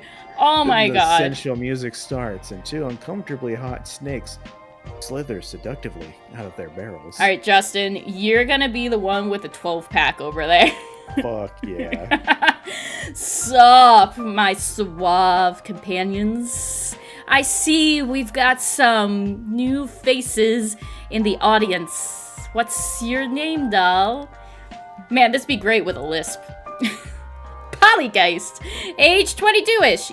Sex, yes, please. Location, top, bottom, wherever you want me, baby. Hell yeah, switch, nice. And who's this strong, muscular specimen? I'd love to sink my fangs into your rippling pectorals. And this snake has nipples, I think. No, that's just like his scales. It's like jacket, like, yeah. I'm Scott, and I gotta say, the way you're wrapping around my waist is making me think about snakes in a way I never have before. You guys are just so charming. That's us, doll. Please, won't you join us backstage? We've got some delicious full-body refreshments waiting for you. I like that they have little jackets. I love being wined and dined. You'll be wined and dined, all right. Wined and dined upon. These snakes are trying to seduce and consume you. Justin, are you sure you aren't just jealous of our hot snake boyfriends? I'm sure they could introduce you to one of their hot snake friends. Pass. Or, well, no, definitely pass. You need to stop Polly and Scott from throwing themselves at these reptilian Romeos before they get hurt. Take the long, safe road and bring out the solution nature created for charming snakes. Deprogramming mongooses. Submit them to the ultimate relationship challenge, going on a 3-day cruise together. Oh god. That one. You never thought about fucking a lot. Look, I watched Monster Musume and it made me question a lot of things. It's a good show. Highly suggest. Soon you're all aboard Sailor Shrimp's barge to Augusta, Maine. Oh god. It's Augusta, Maine. My bad. It's hot, it's noisy, it's full of bitchy tourists, it's expensive, the perfect breakup cocktail. So this is a cruise, huh? Aren't these things supposed to be fun? Ahoy, passengers, says a man in a cheesy calamari costume. I'm Sailor Shrimp, your happy cruise guide. Who's ready for shuffleboard? Kill me again, bring me back to life, and kill me again. I'd rather do that than play shuffleboard. Cheer up, Buttercup. There's tons of activities aboard Sailor Shrimp's barge. We've got karaoke, Trivial Pursuit, swimming in a crowded pool mere feet from the ocean. The only activity I'm interested in is the bar. Let's go. Polly, I've been meaning to talk to you about your drinking. I'm worried it's bad for your health, and I'd also don't like to eat a fatty liver.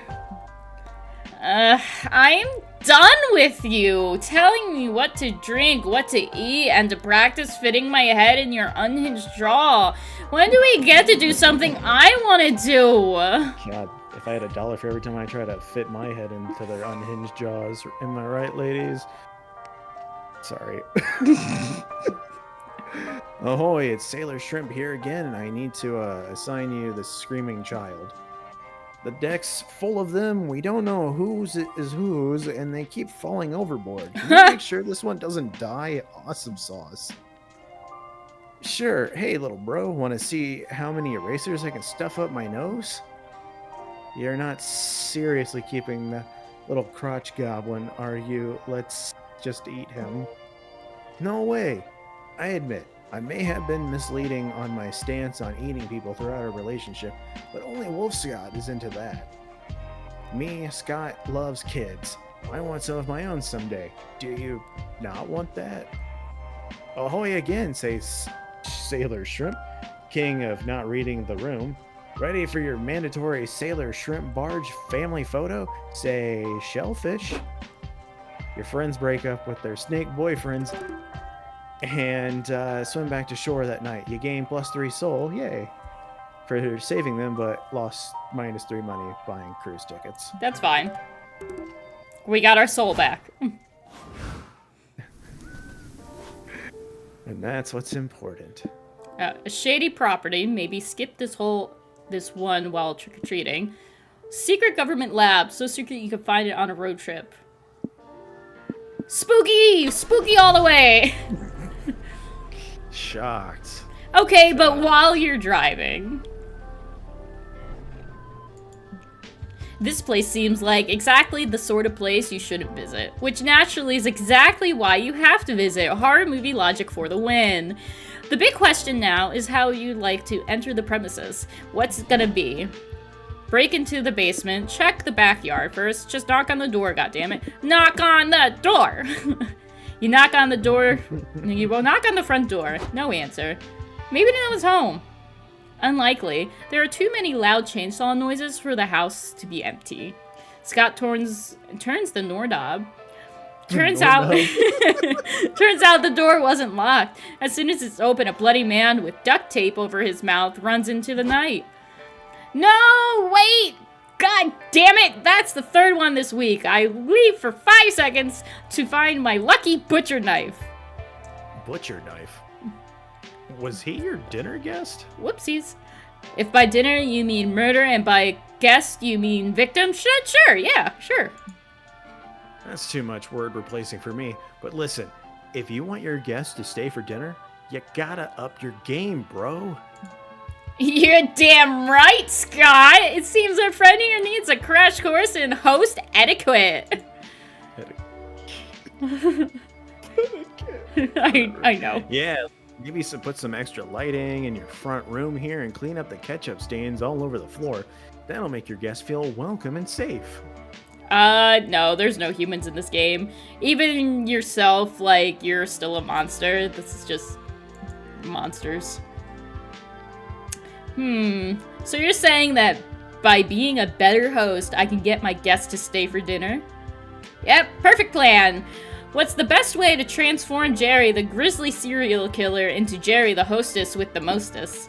A good host always treats their guests, teach Jerry how to cook a dessert to die for. Give Jerry your best jigsaw puzzle so he can keep his guests hooked forever. Dessert. A cooking lesson? Sounds great. All I have handy is almost ketchup, maybe pork and cumin, though. Can we make anything with that? That's coming. I knew you were gonna fucking say that. Pass. You give Jerry some of your road trip food, which costs you 3 stamina, but it's all the name of passing on the magic cooking. A few nights later, screams are once again emanating from Jerry's house. A terrified couple runs from room to room, covered in blood, trying to escape. Good, I think we lost him, cries the woman. How did I let you talk me into going to a dinner party hosted by a serial killer? Alleged serial killer!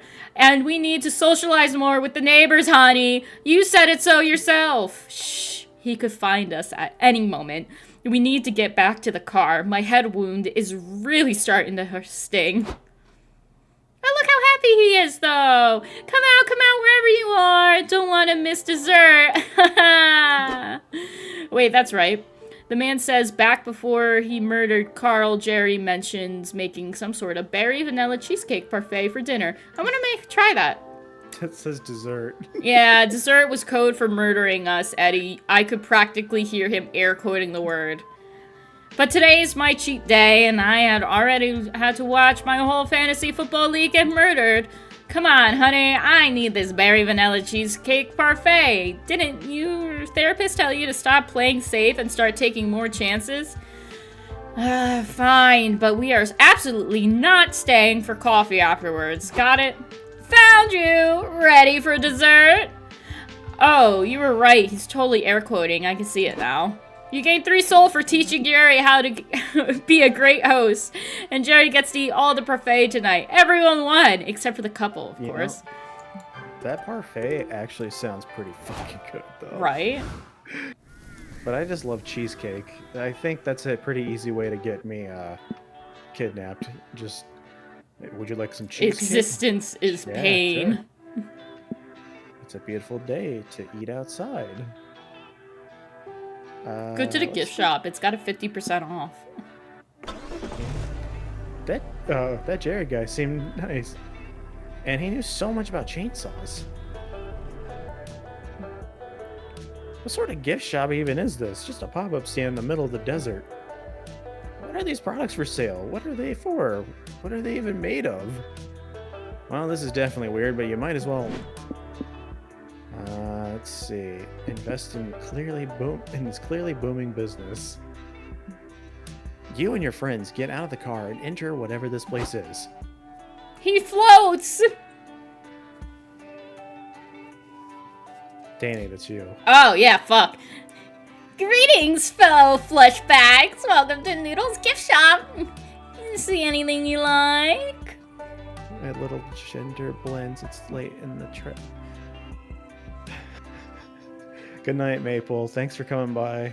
Night, Maple. Thank you for the likes and the shares and all that fun stuff. Appreciate you. Hopefully you're feeling better, too. Wow, this stuff is so cool. What is this stuff, anyway? Rocks, of course. They're the cold, silent onlookers that never love you back. Noodles, these rocks are the shit. How long have you been running this stand? Long enough to know better than to answer personal questions. Nice. You're a really good person owner. This person owner? Oh, God. You're a really good business owner. You've got the makings of an entrepreneurial greatness in you. Just skip this, please. You've got the makings of entrepreneurial greatness in you. Does he, though? Of course he does, dum-dum. Check out all the natural business smarts and charisma oozing out of the Noodle's pores. Don't talk about my oozes! We gotta invest in this booming business, y'all. These rocks are about to go big. Let's go all in on it and get ahead of the curve. Polly, no. Don't you remember the last time you invested in a booming business while you were drunk? Hey, I don't regret investing in dick shirts for your dick. Scott's loves them. I'm wearing a dick crop top right now. All we gotta do is decide how to use our investment to expand Noodles' business. Justin, what do you suggest? Advertise in printed newspapers. They're so desperate for relevance that they may feature this stand for free. Officially sponsor a team of competitive rock, paper, scissors players. In times like these, you go big or you go home. Start a cinematic universe. That one. Good idea! We'll begin with 4 stages of movies to solidify our rock cinematic universe. Then we'll launch some spin-off TV shows and cartoons. Then we'll make some sequels and prequels, novels based on the movies, video games based on the novels, and maybe an official brand of cereal.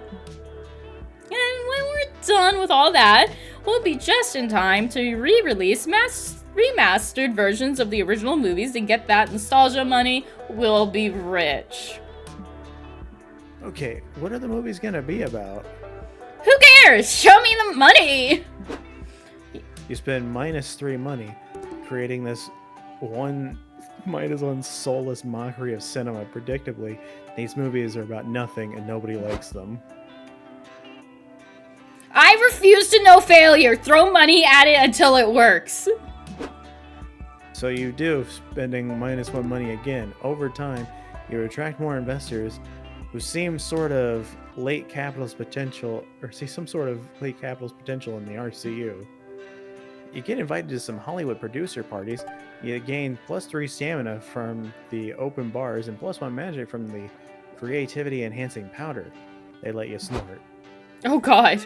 Holy shitballs. I just had a great idea. We need to make an RCU theme park. And we can make a motorcycle that's also a coffee machine. That would fuck. But that in the movie too. And drugs. Drugs are cool. And drugs to the RCU. Don't do drugs, kids. You had to bail out of this money pit eventually, but at least you gained +1 hype while it lasted. And over the years, from time to time, you hear about some new development in the extended RCU that the current showrunners are doing. Good work contributing to the slow death of Art Champ. Now back to the road trip.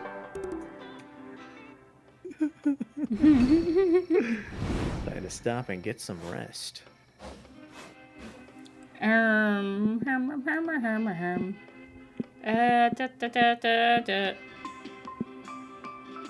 Let's see what goes on to the car. We can stay in the car together. Yeah, later that night. Danny tries to finger my butthole. The car is where you can manage your road trip by accessing 1 or 2 mini boosts. You can choose to be a careful planner and gain 1 of your lowest resource and lose 1 of your highest resource, or you can be a risky traveler and gain 1 of your highest resource at the cost of 1 of your lowest resource. Dangerous. So what's it gonna be, champ? Risky! I am not surprised by that. What is your road trip?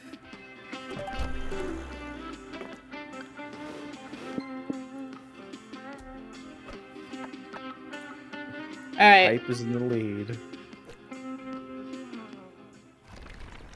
How long is this road trip supposed to go for? I don't know. I really don't. Do I want fortune teller? Yes. See the let's hold on. Plus money, minus soul, minus money. This one, the odds are not in your favor in the battle royale. The battle royale. Okay. You'll never believe what I heard about that cactus. I forgot he was in our car. He's Moss Man. How can you forget him? Well, welcome to the battle royale, where there are only 2 rules: kill or be killed. Stopping to visit the place where everyone's murdering each other was a sort of questionable decision on your part. But it's too late to leave now, so how will you survive? Fucking go berserk. That's right. You didn't come here to play. You're here to make this bloodbath your bitch. Are you sure about this, Justin? Won't we lose lots of soul by killing innocent people? Are they really innocent if they're trying to kill us first, though? Besides, we signed those waivers at the entrance protecting our souls from being lost in wanton murder. Oh, okay. I'm fine with killing people as long as we can do it with a healthy conscience. You enter a fugue state, slaughtering fools with guns and knives and bare hands and anything else your twisted heart desires. But no matter how many people you kill, every time you look at the death toll leaderboard, there's a name consistently ahead of you. Hey, Justin. Look at you holding on to second place like his motherfucking skirt. What? I don't know. I'm just starting to say shit. I'm almost impressed. But if you came here thinking you could defeat Dahlia, Aquino, Buff Blue, Warmongerous,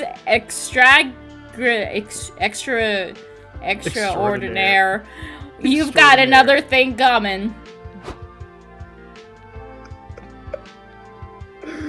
You can beat her, Justin. Use your underdog candidate powers to win at the last minute. No offense, Justin, but I'm putting my money on Dahlia here. I saw her smash a watermelon with a headbutt once. I don't think there's an ass she can't kick. What are you? What are you idiots doing? Are you seriously turning this soulless murder fest into a game? Can't you see this whole battle royale in a ploy by our corporate government to turn violence into... Whatever. Corrupt government to turn violence into entertainment so we won't notice all the aristocrats That says atrocities. Atrocities they commit. I don't know what's happening to my brain. I truly don't.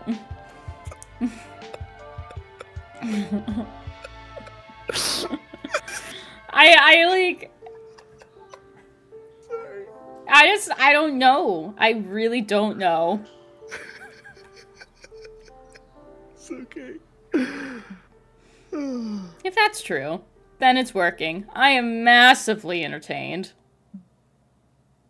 Badness probably has a point, but if you start catching morals now, you'll never out-murder Dahlia.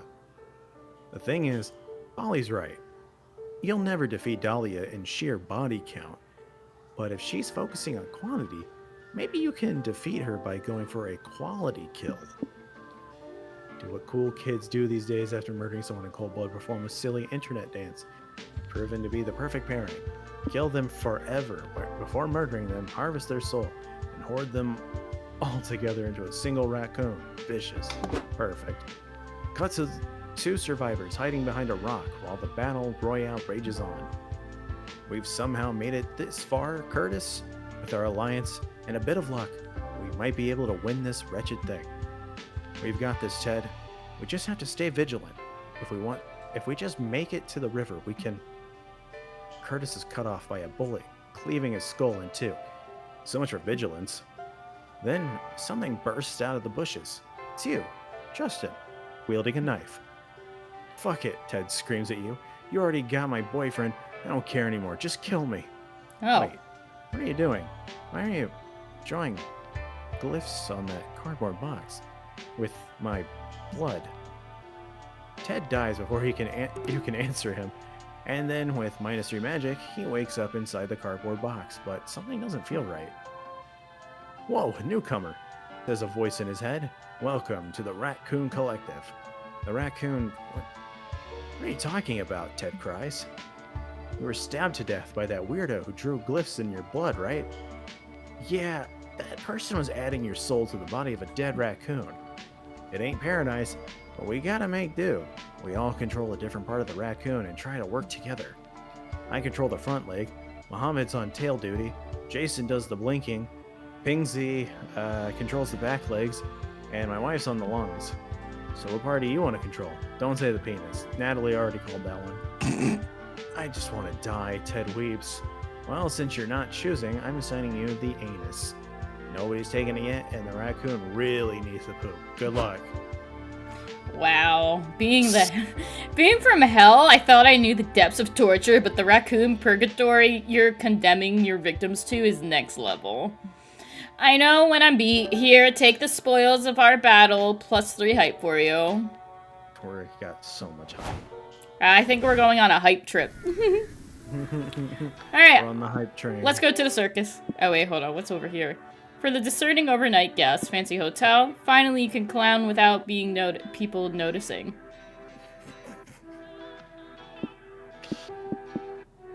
I don't know. I don't know. I don't know. Hotel. So many rooms. That was Okay. you were supposed to read that. I was very confused what was happening. Where do you stay when you're too cheap for a real hotel but too fussy for a regular motel? Here, apparently. This place is full of class, charm, and poise. 3 things you've always lacked. Which means tonight is the perfect night to cosplay as a rich, fancy person. What do? Prank call the front desk, visit the bar, explore the amenities. Explore! Amenities! That's me. Amenities. Woohoo! Cut to a montage of you all enjoying all the amenities. Free towels, jacuzzi, jacuzzi in the buffet of free towels. Many more combination of the 3. Scott, Danny, look. I love free towels, buffets, jacuzzis as much as the next gal, but I feel like this bit has overstayed its welcome. I say we should look for something new, amenity-wise. More amenities. Woohoo! And so you head to the front desk. Amenities, you say? If you already tried the buffet of free towels, it's an all-time favorite. Been there, done that. Give me the goodies. I'm sure you have, like, super special amenities only for exclusive clients. There's no such thing, ma'am. We offer a wide array of amenities, equal to all clients. Sure, I hear you. But, seriously, tell us about the secret exclusive super special amenities. Wink. Ma'am, I'm telling you the truth. There are only the amenities you see, and that won't change no matter how many times you ask for it. Come on! Give me the secret exclusive super special amenities! Gimme! Well, Fancy Motel's rules state that we can only show the secret exclusive super special amenities if you ask 3 times. So here you go. Secret exclusive super special amenities. Woohoo! Nice! You checked your options here. Pillage the other guest rooms. Undergo hold on. Initiation. Thanks. Rights to join the Fancy Motel exclusive member cult. Let's be a cult! All right, meet in conference room 2B at midnight. Bring a cloak and a credit card. You all return late that night. In your most cultish attire, you pay $3 in membership fees. Welcome, new recruits. First, we must prostrate ourselves before the Motel Mighty and give it a sacrifice to keep its ancient maw appeased. Brother Raoul of room 223, you brought us a worthy sacrifice, right? Yep. This is Chuck from room 224, who wouldn't turn down his true crime dramas and kept me awake all night. Sacrifice his ass! The tacky abstract design in the tile floor opens its mouth and speaks. Farewell, charters of room 224, tremble before your overnight god. Who shall complete the sacred sacrifice? I'm not allowed to get blood on my uniform. We've got a kid's birthday party after this. I'll do it! I'm not usually into assassinations, but vacation's all about trying new things, right? Polly slits Chuck's throat and shoves his body in the motel god's mouths. Such a team player, holy shit. Not yet appeased, says the motel mighty. Want dessert? Dessert in the form of whelp reviews. Need good whelp reviews. Let's see. Danny left 5 stars. Polly left 5 stars. Scott left 4.8 stars. I wanted to leave a 5, but Coach taught me that there's always room for improvement. Am satisfied. Remember, peons, if you invite 3 new cult members with your referral code, you get a free 2-night stay. Now dance and make merry. Let the all-you-can-eat buffet of flesh begin. Ew. You dance, pray, and do other fun cult-related activities. The motel mighty is appeased, and it blesses you with a trial membership of 3 magic. Yay, magic! Let's see where we're going now. Monster trucks. That place sure is fancy. The bathrooms even had free candy. Those were decoration soaps. Decorative soaps. The same thing. That's not. Nothing says fun like 2 huge trucks on huge wheels wrecking the shit out of each other. The stands are filled with cheering, hooting fans, ready to see some vehicular carnage. As for you and your friends, you're ready too. Watch the show, take a joyride. Take a joyride. Hell yeah. Plan to drive a truck in the monster truck death matches is going well until security says you can't drive a truck in the monster truck death match. What do you mean? We don't have security clearance. Don't you know who I am? No, I don't. That's why I'm not letting you inside. But I'm the Turkmenistan Worldwide Monster Truck Deathmatch Champion 3 years in the running. Oh shit, are you serious? We're so sorry. We didn't know you were coming today. I'll let it slide for now, gentlemen, but the Turkmenistani Emperor will hear about this. Wow, Turkmenistan has an emperor now? Times sure change. Security guards let the Turkmenistani champion Polly and her hype squad, you and Scott, into the arena. I can't believe that worked. Let's ride, gang. We still have a problem, bros. These trucks are way too tall to climb into.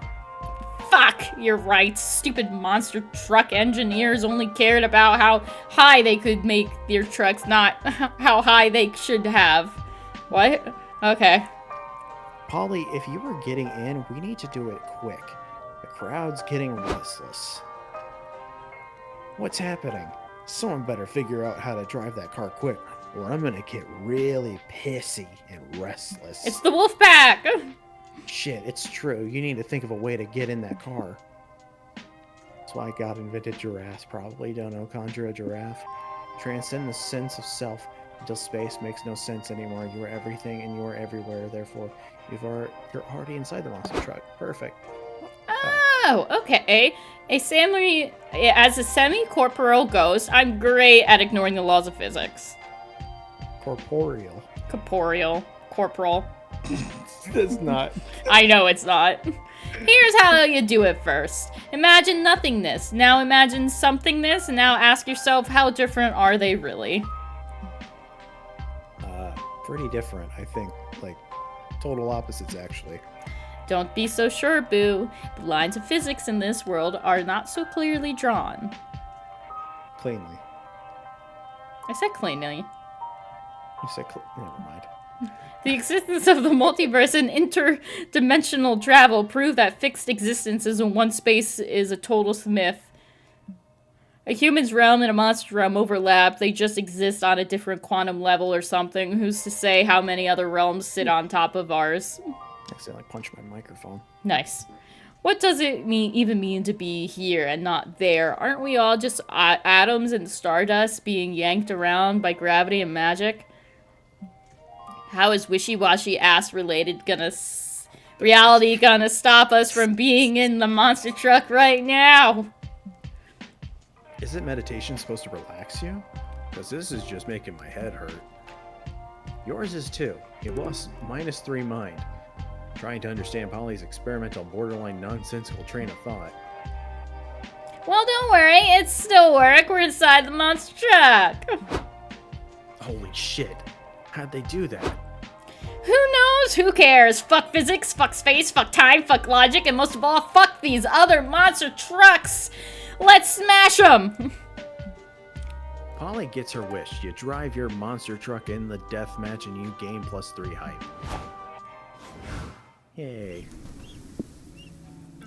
Oh. Post-apocalyptic settlement. Fucking metal. Order something. Oh no, I didn't mean to do that! Oopsies. Alright, I guess we're going Nothing here. Happens. Oh shit. You're driving and having a nice conversation with Moss when you see a girl with her thumb up on the side of the road. Ew, another hitchhiker. Pick her up, Danny. Why does he sound like fucking Princess Bubblegum? Not Princess Bubblegum, Lumpy Space Princess. I don't know. Oh my god. You better pull over and let her in. Thank you, she says softly. Just drop me off 2 miles up ahead. Can do. My name's Mossman. I'm the senior hitchhiker around this car, so I'll show you the ropes.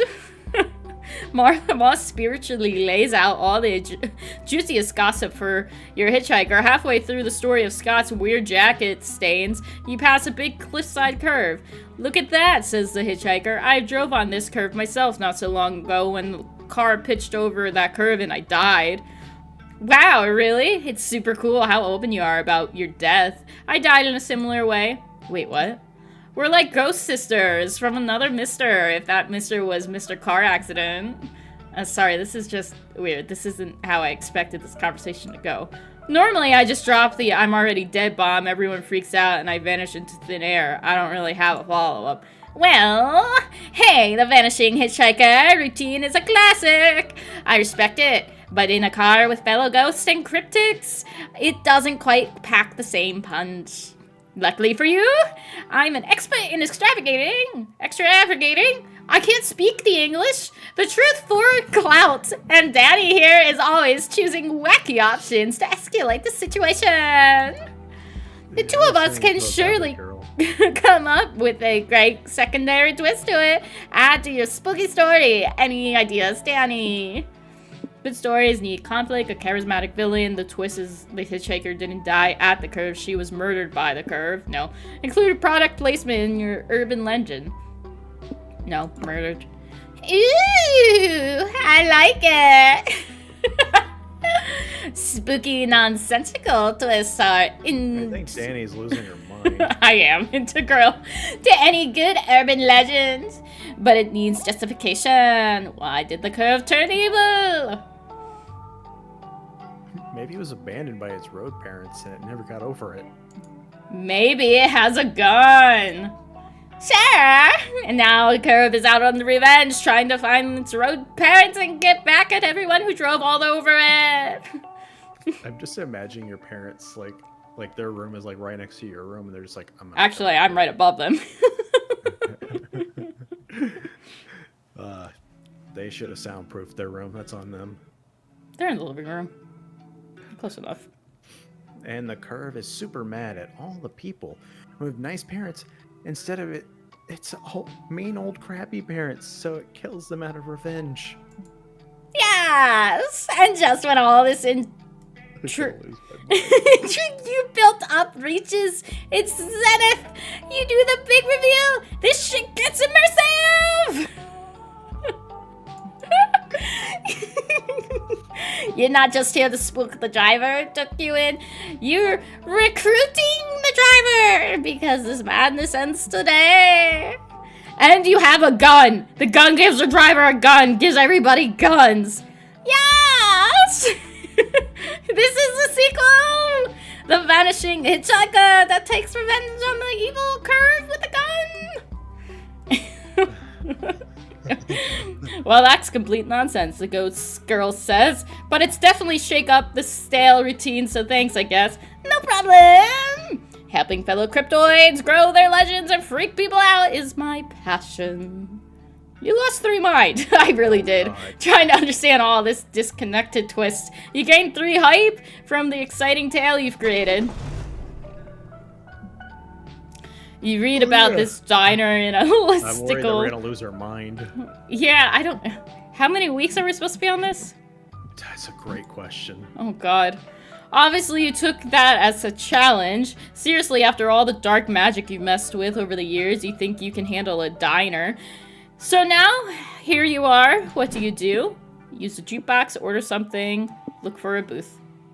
I'm gonna look for a booth. You and your friends enter the diner, your hearts in full of hope, and this meal goes your way. Soon be full of cholesterol, too. Oh, Gerard. The game will last. The game will go forever until you reach 0 with a stat or reach 25 plus. Oh, okay, so we're right there, because hype's at 24. Yeah. I didn't get to read that. Sorry. 1 group-sized booth, please. Can you bring us 3 extra bottles of ketchup, too? I like ketchup as my appetizer, and Polly keeps the rest in plastic baggies to throw at cars on the highway.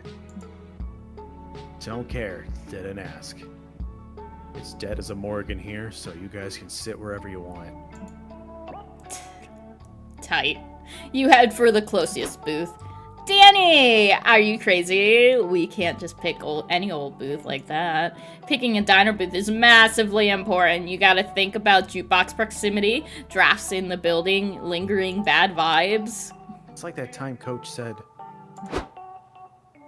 if you ever find yourself in someone else's flashback, make sure to be of assistance by providing a wise and useful piece of advice. I don't know what that means, but it felt appropriate to say here. Fine, if that's important to them. You start searching the diner for the ideal place to sit. Something strange starts to happen. No matter how much you walk, the surroundings keep repeating as if this diner was the background of an old cartoon. Minutes becomes hours, you're still walking. Booths and neon signs become reminders of your venture into an inescapable 50s-themed nightmare full of grease and despair. Alright, guys, we're lost. I know when I beat, but let's all be adults here and avoid looking for someone to blame, okay? It's Polly. Polly's the one to blame. But that's not important. The important thing here is being the person to thank once you lead your friends out of this diner. Make a blood sacrifice to the diner god for assistance. Hire a diner sure pay. Blood sacrifice! No time to lose. You stab yourself in the leg to get some of that sweet sacrificial blood. Danny, you seriously need to stop solving all of your problems with blood sacrifices. You can only offer so much blood. I like when she does the chanting part, though. Sort of soothing. Yes, exactly, the chanting. There she goes again. I'm telling you, if you're not keeping all that blood, we could at least be doing way funner things with it. Polly is eye-rolling while Scott hums in sync with your chants. And is he dipping a fry in your blood? Fools, they do not appreciate your sacrifice. The diner god will surely forgive their lack of faith when he sees your bountiful offer. The last bit of our mind. Yeah. What's happening? Why are you bleeding everywhere? You're not allowed to bring outside blood in. We're trying to run a business here. The diner god, he has come! You throw yourself at his feet, begging for assistance and finding the booth most holy. Don't mind Danny. It's just lost blood hallucinations. This happens a lot. If I show you guys the exit, can you give... If I show you guys the exit and give you some free burgers, will you just get out of here? Praise the diner god's boundless kindness. You get out, which gives you 3 mine. You escape the diner maze, but lose 3 stamina from all of your blood loss. Oh, God.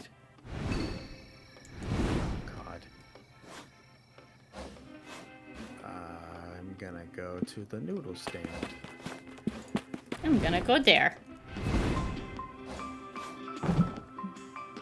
Welcome, Noodle Swap Shop, where every customer leaves satisfied. Noodle Swap Shop is not responsible for dissatisfaction, dissociation, early onset dementia, involuntary dimension hopping, or rapid exoskeleton growth. Sorry, my mic was in the way. Sorry, my dumb lawyer makes me say that. Anyway, see anything you like? Someone else's credit card. Get rid of the book. What book? Click on the how to road trip. Click that. Oh, yeah. And anyway, where's Wonderwall? Oh my god. Anyway, here's Wonderwall. Perfect. Oh my god, it only plays Wonderwall. Oof. Are you sure you want that? Could I choose a different item if I don't? Nope, but oh god. Oh god. Picture. Ooh. Why didn't it let me pick a place? Alright. Peg content! I don't even want to read. Please hold your applause. Amazing. Oh, we did it! Yay! We're going to Knife Land. Knife Land! Holy shit. Oh my god. I was like, please let us finish this too, because I'm getting tired. Yeah, I know. I have to go take my medication too. I'm eepy. The road trip comes to an end. Knife Land, the land of fun and knives. You ride all the rides twice. They're awesome and deadly in equal parts. There's not 1 but 2 free falls. There's Do the you see pitfall. the one that says Dick Smasher? Yeah. In their fists. Oh no, they run into each other. Oh yeah, my and there's god. a guy standing in the middle. Murder Mansion. The blender. Oh my god, the saw in half looks hard. God. The pitfall of spikes and the guillotine, which let you keep a severed head as a silly moment. Guillotine? Guillotine? Yeah. There's also the blender, the pendulum, and a volcano. You're still unsure if the volcano was supposed to be a ride or if it was just a random volcano that happens to be there. And there's the murder mansion with actual murder. Stab cam. Oh, that's so cute. So much fun. And you even managed to survive, which is a big plus. Knife Land forever. And that wasn't all. Congrats, you've reached the destination. Justin? Oh, it's my turn. But there's more to it. Every player gets an individual ending. You could end up being a lame loser, just okay, or the MVP. In multiplayer mode, the result will be determined based on how much you each contributed to the resource needed to reach the destination. Oh no. In single player mode, it's determined by your overall resource spread. There are also the date ending, which has its own requirements, but ending up a lame loser will override the date ending. No dates allowed for lame losers. Anyway, let's judge you. Okay. You were so excited to get to Knifeland. But the thing is, a couple stops ago, your friends made a silly mistake and took a stranger with them that they're convinced is you. Aw, what a wacky error. Oh, it takes you some days to hitchhike to Knifeland, and when you finally arrive, everyone's done and ready to go back home. If that wasn't enough, you must admit that new Danny is way more charming and fun than you. Sad trombone noise. Knifeland! Yay! You have the best fucking time in this land of fun and knives. But just having fun isn't enough for you, no. You must conquer Knifeland. And how do you conquer a theme park? Easy, by taking the coolest picture on a ride. You choose the ride Slash and Splash. Oh my god. Everything to look like you're in the middle of a chess match as you go down a waterfall of knives. Because if chess needed anything, it was undoubtedly more knives. That's not all.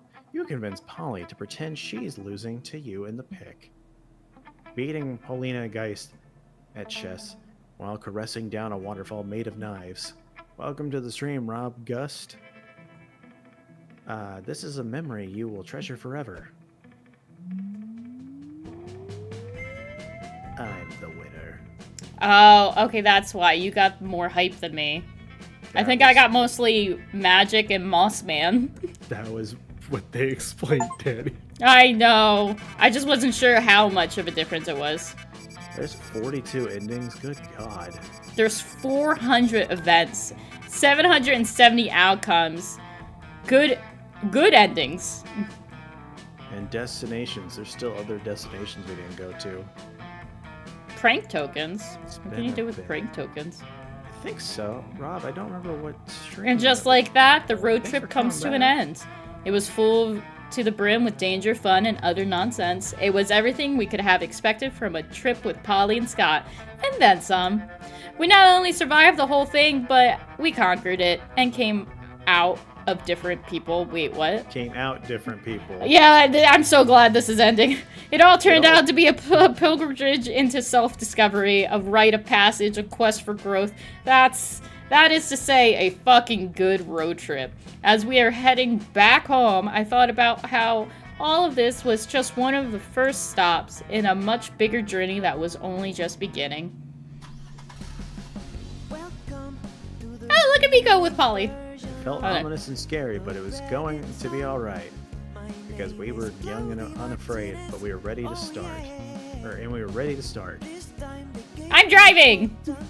Oh, she touched my shoulder thing. What is your shoulder thing? I don't know. She keeps petting my shoulder. She is a baddie. Mazer loves her. Well, I mean, you know. It was in the Fortnite Miku stream. Oh, okay. Yeah, welcome back. Fortnite Miku stream. Oh my god, look at the unicorn. I love it.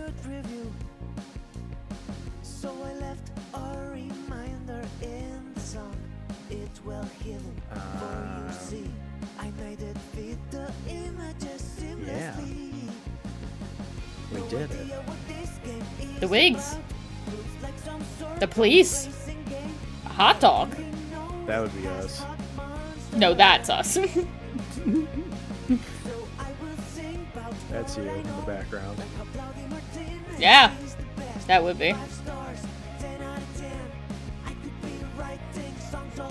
Oh, Josh is so... Josh. Fucking, Oh, look how cute they are! Look, it's your girlfriend! It's the first girlfriend! Ah, Vera.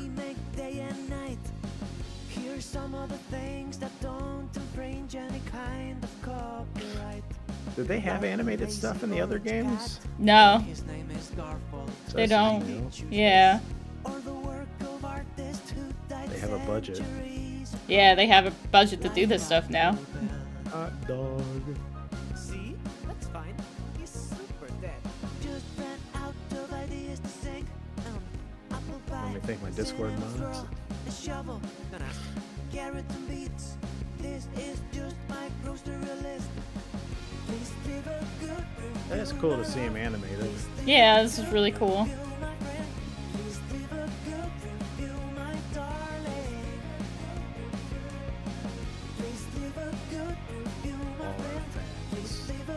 suck my balls. 5 stars, 10 out of 10. Calculuster! Leaving a good review. Well, no, yes, we're done. We sang all the things the developers want. But I can't stop wondering about her. That's you and me with Cass right there. Silly.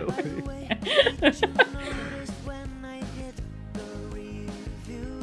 If I went to like an amusement park or something. Yeah. I know I'm so subtle. Please don't mention it. Monster Prom 4? Oh, that's coming out soon. Please leave a I think. good review, my friend. Please leave a good review. I don't know, I didn't look yet. Yeah, MonsterCon. Oh wait, I think it's already out. 10 out of 10. Best game ever. Oh, it comes out later this year. Oh, wicked. It's this one's a dating sim this time. Okay, so they're back to dating sims in the next one. Cool. Yeah. And there's a clown girl in it. Oh no.